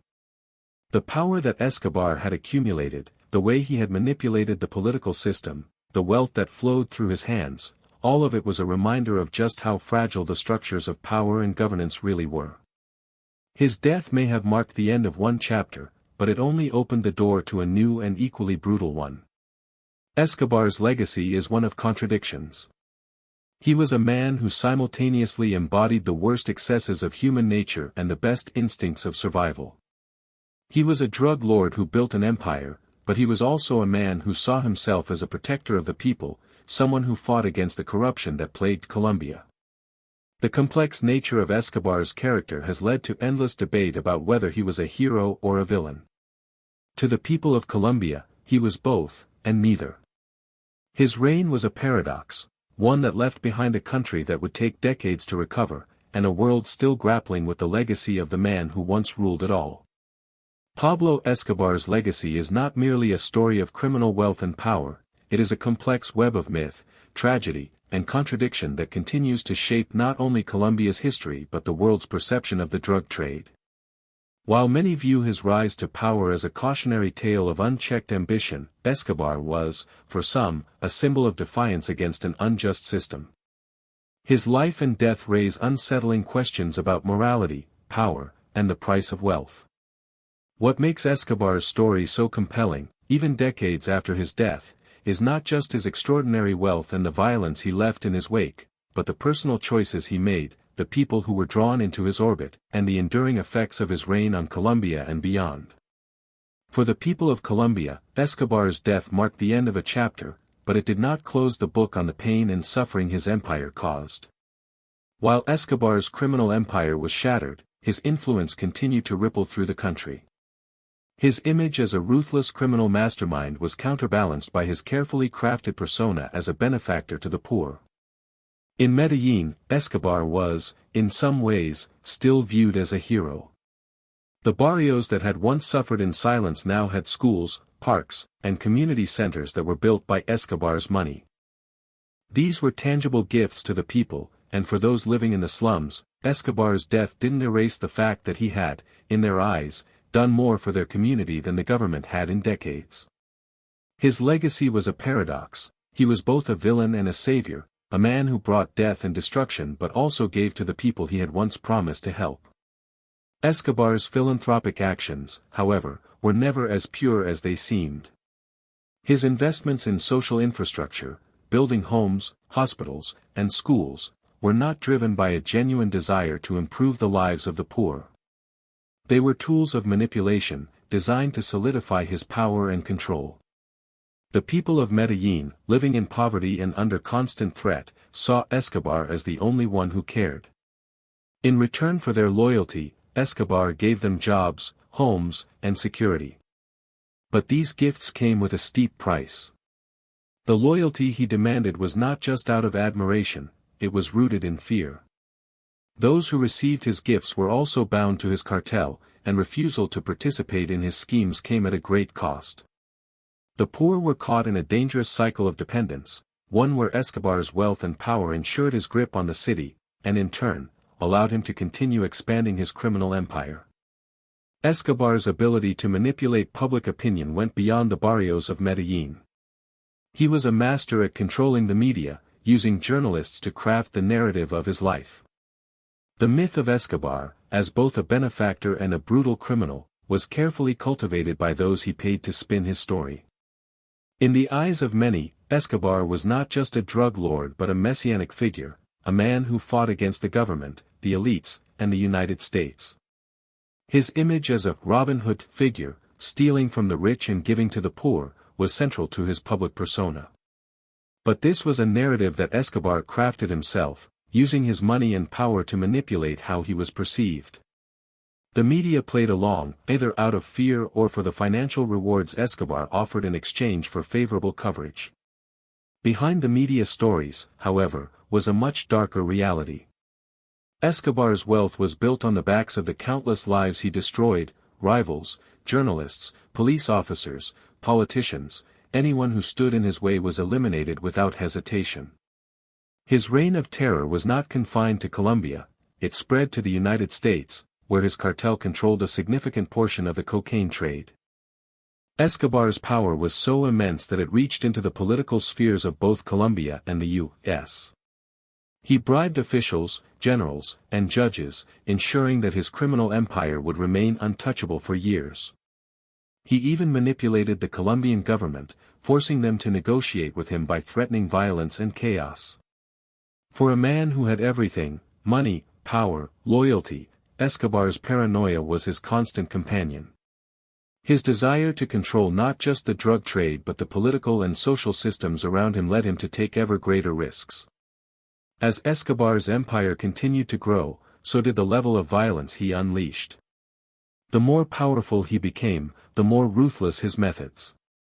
He wasn't content with simply dominating the drug trade, he wanted to rule Colombia itself.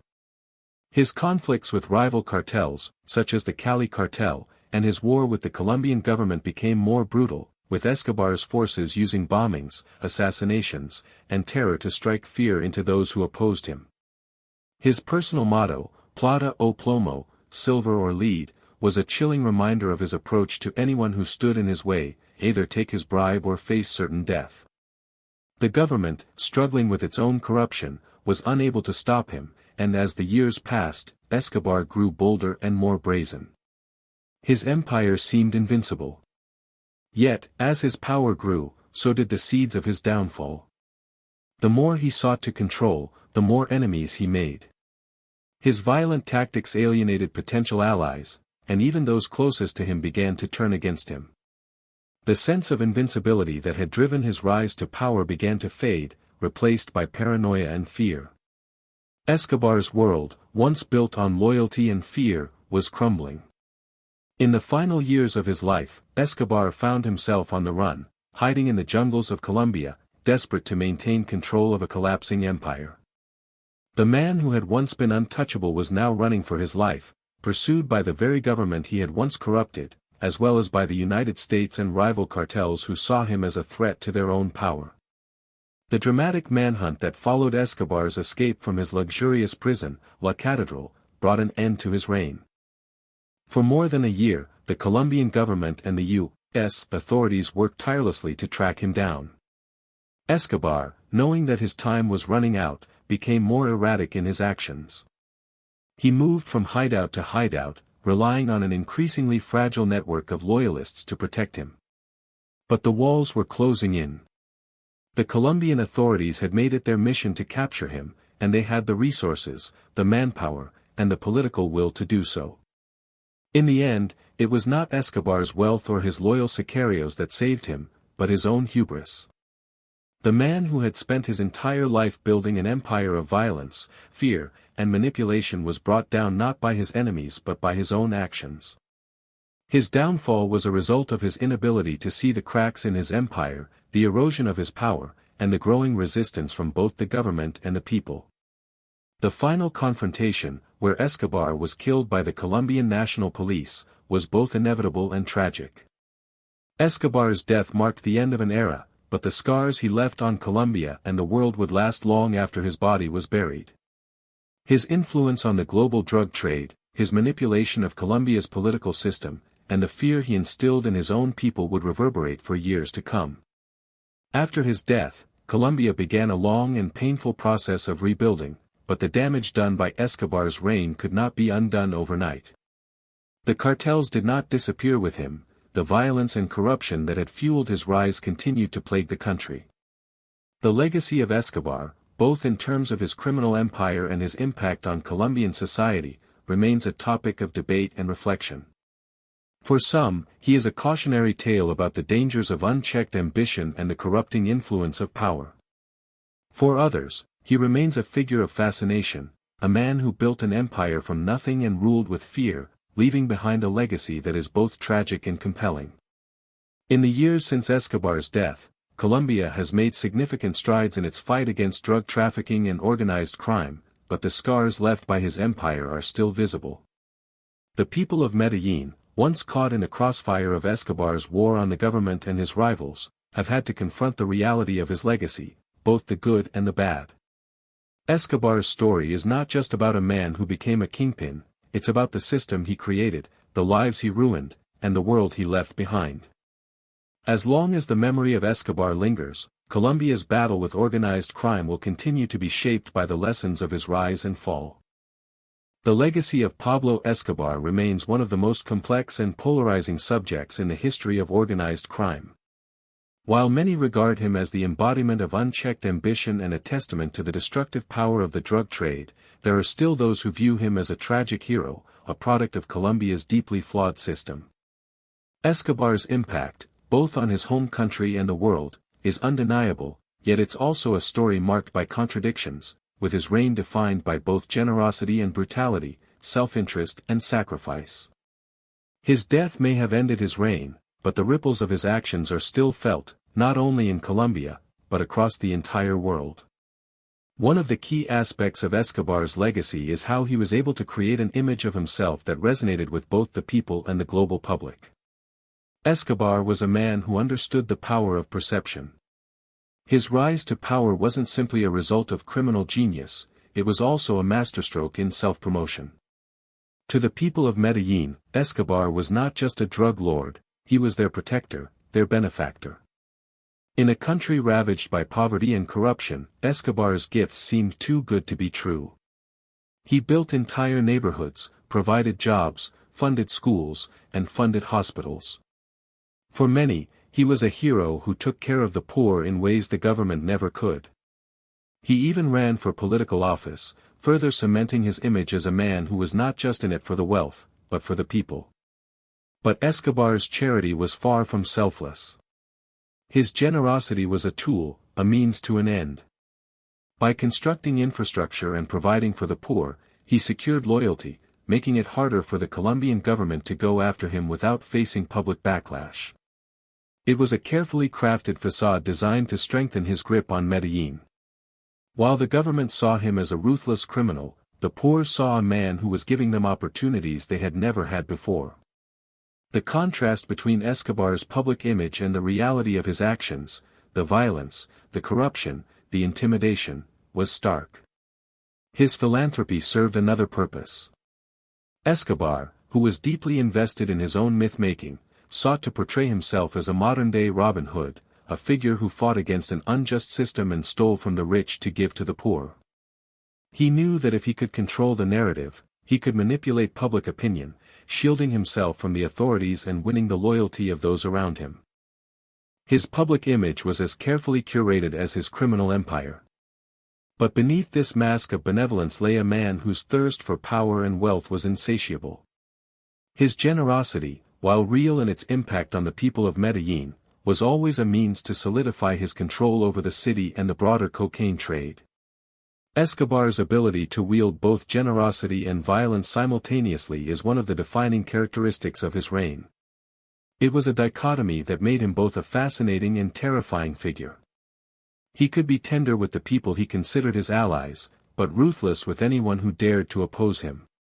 The world saw his violence through the bombings, the assassinations, and the sheer terror that defined his empire. The Colombian government, for years, seemed powerless to stop him.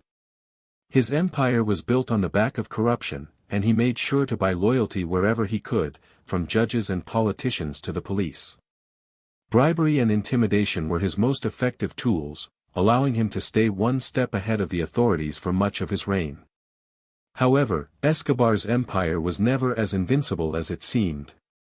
His methods, while effective in the short term, sowed the seeds of his downfall. Escobar's obsession with control, his desire to extend his influence over not only Colombia but the international drug trade, led to a series of miscalculations. As his empire expanded, so did the number of enemies. Rival cartels, like the Cali cartel, began to challenge his dominance, and the Colombian government, with increasing support from the United States, began to intensify its efforts to bring him down. Escobar's paranoia only grew as the pressure mounted, leading him to make reckless decisions that would ultimately contribute to his undoing. Escobar's ability to maintain control over his cartel was partly due to the loyalty he commanded from his inner circle. His cartel was not just an organization, it was a family, and Escobar's personal relationships were often as brutal and manipulative as his business practices. The loyalty he demanded from his enforcers, his lieutenants, and his associates was absolute. They were required to follow his orders without question, and the punishment for disobedience was often swift and deadly. His most trusted men, known as the sicarios, hitmen, were a key part of his empire. These men, often young and drawn from the slums of Medellin, would carry out his orders with chilling efficiency, executing rivals and government officials without hesitation. But as his empire grew, so did the number of people who wished to take him down. Escobar's paranoia was not just about rival cartels and law enforcement, it was about betrayal. He feared that the very people who had helped him rise to power would one day turn on him. His fear was not without reason. Over the years, many of those closest to him had betrayed him either for money, power, or survival. As the pressure mounted, Escobar's ability to trust even his closest allies began to erode. His world, once built on a foundation of loyalty and fear, began to crumble. Escobar's criminal empire may have been built on violence, but it was also a product of the political and social climate in Colombia at the time. The country, ravaged by years of civil war, had a long history of corruption and violence. The government, weakened by infighting and inefficiency, was ill-equipped to confront the challenges posed by Escobar's empire. Escobar exploited the country's weaknesses, using his wealth and influence to buy off politicians, police, and judges. The corruption within the government allowed him to operate with relative impunity, making him nearly untouchable for years. This system of bribery and corruption was the foundation upon which his cartel was built. But as the years passed, Colombia's political landscape began to shift. The government, under increasing pressure from the U.S. and the international community, began to take a harder stance on the drug trade. Escobar's influence in the country's political system began to wane, and his ability to manipulate the government began to weaken.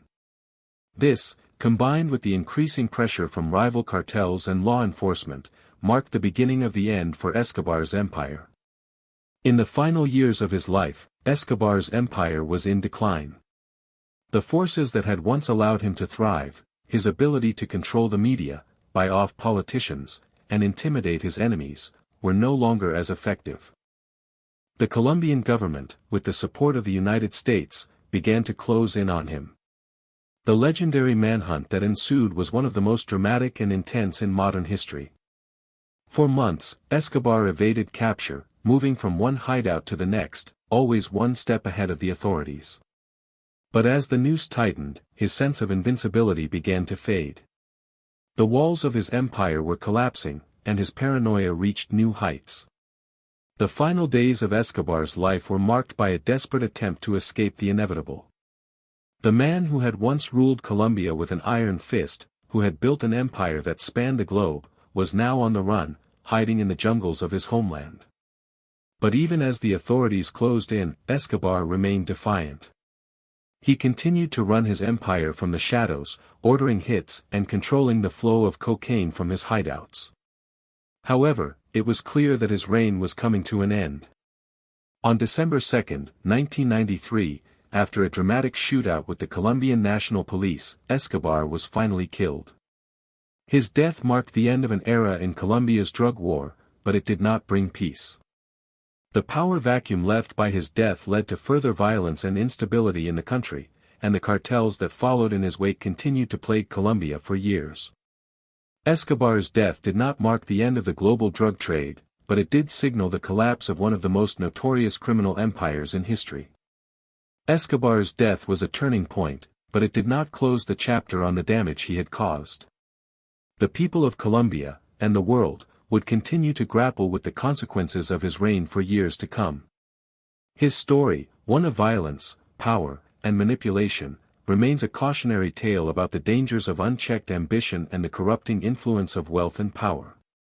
Escobar's rise and fall are not just the story of a man who became one of the richest criminals in history, but also the story of a nation that was forever changed by the violence and corruption he left in his wake. Pablo Escobar's impact on the world transcends the ordinary scope of a drug lord's empire. It is woven into the very fabric of Colombia's history, culture, and future. While Escobar's death brought an end to his direct reign, the reverberations of his actions continue to echo through the corridors of time. The story of Escobar is one of immense wealth, unimaginable brutality, and a complex relationship with the people he affected. Though his life was marked by contradictions, his legacy as a criminal mastermind is clear. Yet, the true depth of his influence lies not just in his wealth or the violence he unleashed, but in the psychological and socio-political marks he left on Colombia and the wider world. To understand Escobar's legacy, one must first examine how deeply embedded he was in the Colombian social fabric. The country had been battling poverty, corruption, and violence for decades, and Escobar appeared as a figure who could offer an alternative, albeit through criminal means. His story is not just about cocaine, it is about a system that enabled him, an environment rife with inequality, and a population desperate for change. Escobar's manipulation of the poor, particularly in Medellin, is central to his mystique. He offered opportunities that the government had failed to provide. He built homes, schools, and sports fields for the destitute, positioning himself as a benefactor of the people. He didn't just feed them, he gave them the illusion of empowerment. And for a time, they believed in him. His Robin Hood persona, of stealing from the rich to give to the poor, was a brilliant PR strategy that helped shield him from both the Colombian government and the international community. In his mind, and in the minds of many in his community, he was not simply a drug lord, he was a force of nature, a man who stood against the corruption that plagued Colombia. He portrayed himself as a champion of the downtrodden, someone who was willing to fight the government that had long ignored their needs. But, like any myth, this story was far more complicated than it seemed. Behind his charitable acts lay a brutal system built on fear, corruption, and violence. The psychological manipulation that Escobar employed was a key factor in his ability to control the masses. He didn't just bribe politicians or law enforcement officials, he cultivated a deep sense of loyalty among the people. He became a mythological figure, larger than life, whose name was synonymous with both hope and fear. For the impoverished neighborhoods of Medellin, Escobar became both the answer to their prayers and the instrument of their destruction. The loyalty he commanded was not just based on charity, but on terror. He gave his followers an option: support him, or face the wrath of his enforcers. Escobar's rise to power was marked by calculated violence, but it was also a result of the corrupt political system in Colombia. For years, the country was torn apart by internal conflicts, and Escobar was able to use the state's weakness to his advantage. By bribing officials, buying politicians, and funding his own private army, he effectively created a parallel system of government. The Medellin cartel was not just a drug syndicate, it was a state within a state, one that controlled not just the streets of Medellin, but the very institutions that were meant to protect the people. His influence reached into every corner of Colombia, from the police force to the judicial system. His money bought loyalty, and his brutality ensured obedience. This duality, benevolent benefactor on one hand, ruthless tyrant on the other, was what made him such a compelling figure in the eyes of those who lived under his rule. For many, the political system that allowed Escobar to rise to such heights was as much to blame for his reign as Escobar himself. Colombia, racked by years of violence and corruption, was a fertile ground for someone like Escobar to flourish. His wealth and power were not only a result of his criminal activities but also the failure of the state to protect its people.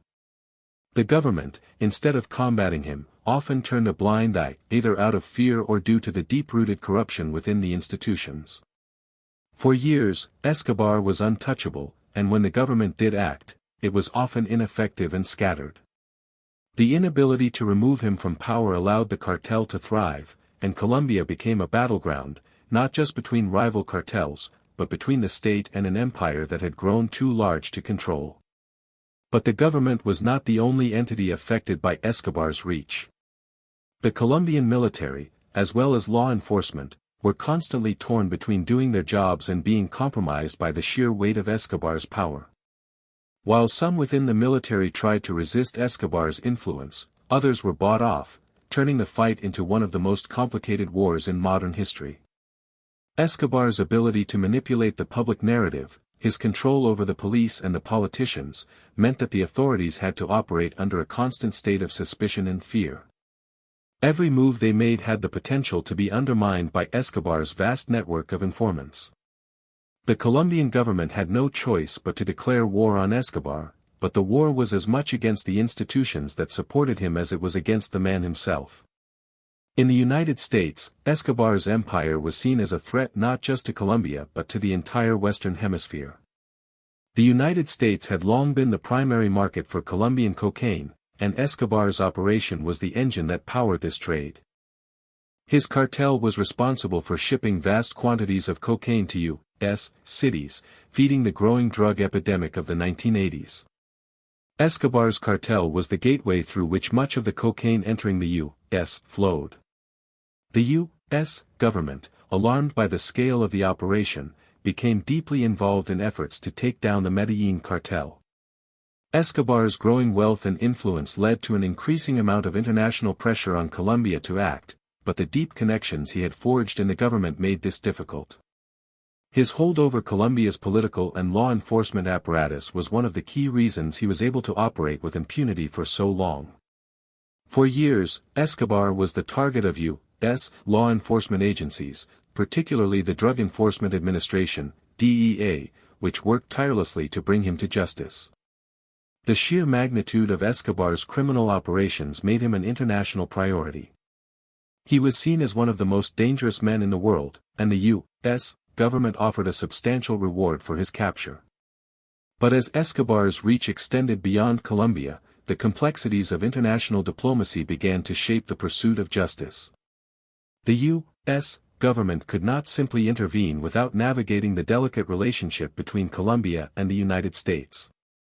This geopolitical dance further complicated efforts to capture Escobar, who continued to elude authorities.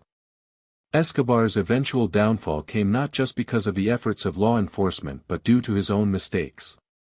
The more he sought control, the more vulnerable he became. His paranoia, once a driving force behind his empire, ultimately became his undoing. His fear of betrayal led him to make increasingly irrational decisions. He alienated many of his closest allies, creating an environment of distrust. His refusal to negotiate with the government or surrender to authorities only exacerbated the situation. When Escobar finally fled from La Catedral, his luxurious private prison, he was no longer the untouchable kingpin he had once been. He had become a hunted animal, trapped in a game of survival, unable to control the forces that had once served him so well. The dramatic manhunt that followed Escobar's escape from La Catedral brought him to his end, but it also brought with it the end of an era. The Colombian government, aided by the United States, intensified its efforts, and eventually, on December 2, 1993, Escobar was killed by the Colombian National Police in a rooftop standoff.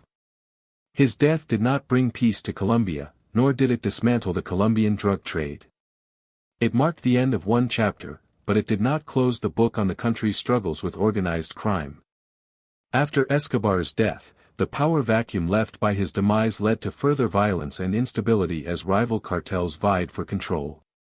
Despite his death, Escobar's legacy remains a defining feature of Colombia's history. His reign has become a symbol of the rise and fall of unchecked power, of how a single individual can use violence, wealth, and influence to shape an entire nation. Escobar's name will forever be linked with the violence and instability that defined an era in Colombia. Yet, it is not only the scars of violence that remain, it is also the unresolved questions about the country's systemic failings, the failure of the government to protect its citizens, and the deep divisions that Escobar's rise exploited. Pablo Escobar's death in 1993, while marking the end of his violent reign, didn't bring closure to the nightmare he had inflicted upon Colombia. The power vacuum left by his absence spurred a new wave of violence, as rival cartels scrambled to claim the territory and routes that Escobar had once controlled. His reign had been ruthless, marked by bombings, assassinations, and an unrelenting grip on the Colombian government and its institutions. But in his absence, the country faced an even more complex set of challenges. Escobar's empire, built on a combination of terror, bribes, and political manipulation, left behind a deeply fractured society that would take decades to heal. Escobar's death might have been celebrated in some circles as the end of a terrorizing force, but for many others, it was the beginning of a long struggle. The idea that one man could wield such absolute power was terrifying, but it was the corruption and violence that had enabled him to rise to such heights that was truly destructive. Even after Escobar's demise, the very structures that allowed him to thrive remained in place. Cartels like the Cali cartel and others rose to take Escobar's place, each one vying for dominance in the same shadowy world of drug trafficking. However, unlike Escobar, these cartels operated with more discretion, preferring to remain in the background, out of the public eye. The violence that had come to define Escobar's era, while not as overt, was still very much alive, albeit in different forms. The true impact of Escobar's legacy was not just on the cartels that replaced him, but on the Colombian people. The years of violence and instability that had characterized Escobar's rule left a permanent scar on the national psyche. For years, the people of Colombia had been held hostage not just by the drug cartels, but by the fear of violence erupting at any moment. The very fabric of society had been torn apart, with ordinary citizens becoming pawns in a much larger game of power and control. The idea that the government could not protect its citizens from the forces of organized crime led to a pervasive sense of distrust. Escobar, in his quest for dominance, had not just built an empire of cocaine, he had created a system of fear and uncertainty that infected every part of life. One of the most enduring aspects of Escobar's legacy was the way in which he had corrupted the Colombian political system. Through his immense wealth, he had been able to buy off police officers, judges, and politicians. For years, the government turned a blind eye to his crimes, not because they didn't know, but because they were too weak, too divided, and too corrupt to do anything about it. Escobar had exploited these weaknesses with precision, turning the state into a tool of his own design. Even after his death, the country's political system remained fragile, its institutions weakened by years of corruption and abuse.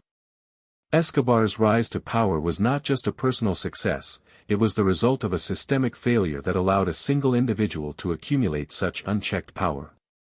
Escobar's involvement in Colombian politics was not just a matter of bribery. He also sought to place himself within the narrative of Colombia's national identity. He used his wealth and power to push for political reforms that would benefit him and his cartel, but he also used his status to position himself as a figure who was above the law.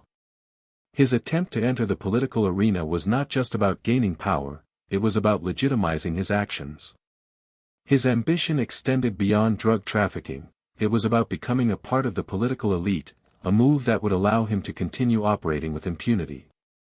While Escobar never officially held office, his political maneuvers demonstrated the breadth of his influence. He had already become a powerful figure in Colombia, but his desire to be seen as a legitimate player in the country's political landscape revealed just how far he was willing to go to solidify his control. This attempt to enter politics was met with resistance. The Colombian political system, although riddled with corruption, was not entirely powerless. Escobar's ambitions to gain a foothold in official politics sparked outrage among many who saw him not as a revolutionary or a protector of the people, but as a criminal who had betrayed the very principles of justice and democracy. In the end, Escobar's political career was short-lived. His decision to run for a seat in the Colombian Senate was blocked when the government realized the full extent of his power and influence. This defeat was a turning point for Escobar. He realized that the true battle would not be won in the political arena, but through sheer force and fear. Escobar's violence was also a tool for shaping public opinion. The bombings, the assassinations, the constant threat of death, these tactics were not just meant to eliminate rivals, but to create an atmosphere of terror. It was a political strategy designed to paralyze the government and its citizens. As his empire grew, Escobar's reach extended beyond Colombia, and his actions had an international impact. His involvement in the global drug trade brought the world's attention to Colombia, and the U.S. government became increasingly involved in efforts to dismantle the Medellin cartel. But Escobar's criminal network was not only about drugs, it was about the systemic manipulation of political power, both within Colombia and beyond. After his death, the global nature of the cocaine trade persisted. Though Escobar's Medellin cartel collapsed, other cartels took his place, and the U.S. demand for cocaine remained high. The global drug trade was now a more fragmented but equally dangerous entity. The U.S. and Colombia worked together to combat the new cartel powers, but Escobar's legacy was too entrenched to be easily wiped away. The Colombian government, still reeling from years of corruption and internal strife, struggled to deal with the aftermath of Escobar's reign. The damage had been done, and the challenges faced by Colombia in the aftermath of his rule were immense. Escobar's death did not mean that the people of Colombia were free from the grip of organized crime. The cartels that rose in the wake of his downfall were equally brutal, although they operated in more subtle ways. The Cali cartel, which had long been a rival to Escobar, became the dominant force in the Colombian drug trade. But these cartels, while less publicly violent, continued the cycle of bloodshed and destruction. The Colombian people, who had long suffered under Escobar's rule, found themselves once again trapped in a cycle of violence and poverty. The international community, too, continued to grapple with the consequences of Escobar's empire, as his legacy was felt in countries across the world. In the years following Escobar's death, Colombia began a slow process of recovery, but the scars left by his reign were deep. The country's drug problem was not just a matter of eliminating cartels, it was about rebuilding trust in the government and its institutions. The political corruption that had allowed Escobar to flourish had to be addressed, but the country's ongoing struggles with poverty and inequality made this a difficult task. The government began to implement reforms, but these efforts were often undermined by powerful criminal groups that continued to operate within the country. Colombia's path to recovery was slow and painful, and it became clear that the legacy of Escobar was not something that could be easily erased. Escobar's story is a cautionary tale of how power, when unchecked, can lead to a cycle of violence and destruction. It is a story about the dangers of corruption and the lengths to which people will go in order to maintain control. But it is also a story about the resilience of the Colombian people, who, despite the horrors they faced, have continued to fight for a better future. Escobar's reign left a deep wound in the fabric of Colombian society, but the country has shown an incredible ability to heal and rebuild. While Escobar's name will forever be associated with the violence and terror of the 1980s and 1990s, it is also a reminder of the complex forces that drive people to such extremes. His rise and fall will remain a part of Colombia's history, but the story of Colombia itself is one of survival, resilience, and hope for a better future. As the years passed, Colombia began to pick up the pieces of its fractured society, yet the shadow of Pablo Escobar loomed large, casting a dark pall over the nation's recovery. Escobar's legacy was not just one of drugs, money, and violence, it was a testament to the depths of corruption and the reach of organized crime in a country struggling to maintain order and justice. His actions didn't just affect the people who directly interacted with his cartel, they reverberated through every corner of Colombian life, influencing the very structures of power and government. Though Escobar was gone, the ripple effects of his reign left an indelible mark on Colombia, and even beyond its borders. The Colombian government, now desperately trying to reclaim control over the nation, had to confront not just the cartels, but also the societal breakdown Escobar had caused. His vast wealth had allowed him to infiltrate nearly every level of society, from the poorest barrios in Medellin to the highest echelons of power. The corruption he had nurtured was systemic, and the damage done to the rule of law would take decades to undo. For years, Escobar's network of bribes, blackmail, and violence had made him untouchable. Even after his death, the remnants of his influence continued to shape the country's political landscape. The government's efforts to fight the ongoing drug trade often found themselves undermined by the deep-rooted corruption that Escobar had fostered. Escobar's power had been so entrenched in the state that even when his cartel fell, his legacy lived on, forcing the government into a constant battle to clean up the mess he had left behind. Escobar's rise had been built upon the exploitation of a system that was already deeply broken. In many ways, the chaos and corruption he thrived in were the product of Colombia's long-standing political and social issues. The country's history of violence, inequality, and civil war had created the perfect environment for a figure like Escobar to emerge. The government was weak, divided, and unable to address the needs of the people, especially in the impoverished regions where Escobar found his power base. His ability to manipulate the political system, using money and fear as his primary tools, ensured that he was able to operate without restraint. For those in the elite circles of power, Escobar represented both a threat and an opportunity. He was a man they could work with if they could be bought, and a figure they feared if they crossed him. Even as Colombia's political system began to stabilize after Escobar's death, it was clear that the issues that allowed his rise to power remained unresolved. The drug trade, though somewhat disrupted, did not end with Escobar. Instead, it continued to fuel violence, instability, and corruption. New cartels, like the Cali cartel, took up the mantle that Escobar had left behind, operating with similar brutality but more covertly. These cartels quickly learned from Escobar's mistakes, keeping their operations out of the public eye and avoiding the kind of large-scale violence that had defined the Medellin cartel. While Escobar's empire had been marked by overt violence, the cartels that followed operated in the shadows, using their wealth to influence politicians, judges, and law enforcement officials, just as Escobar had done before them.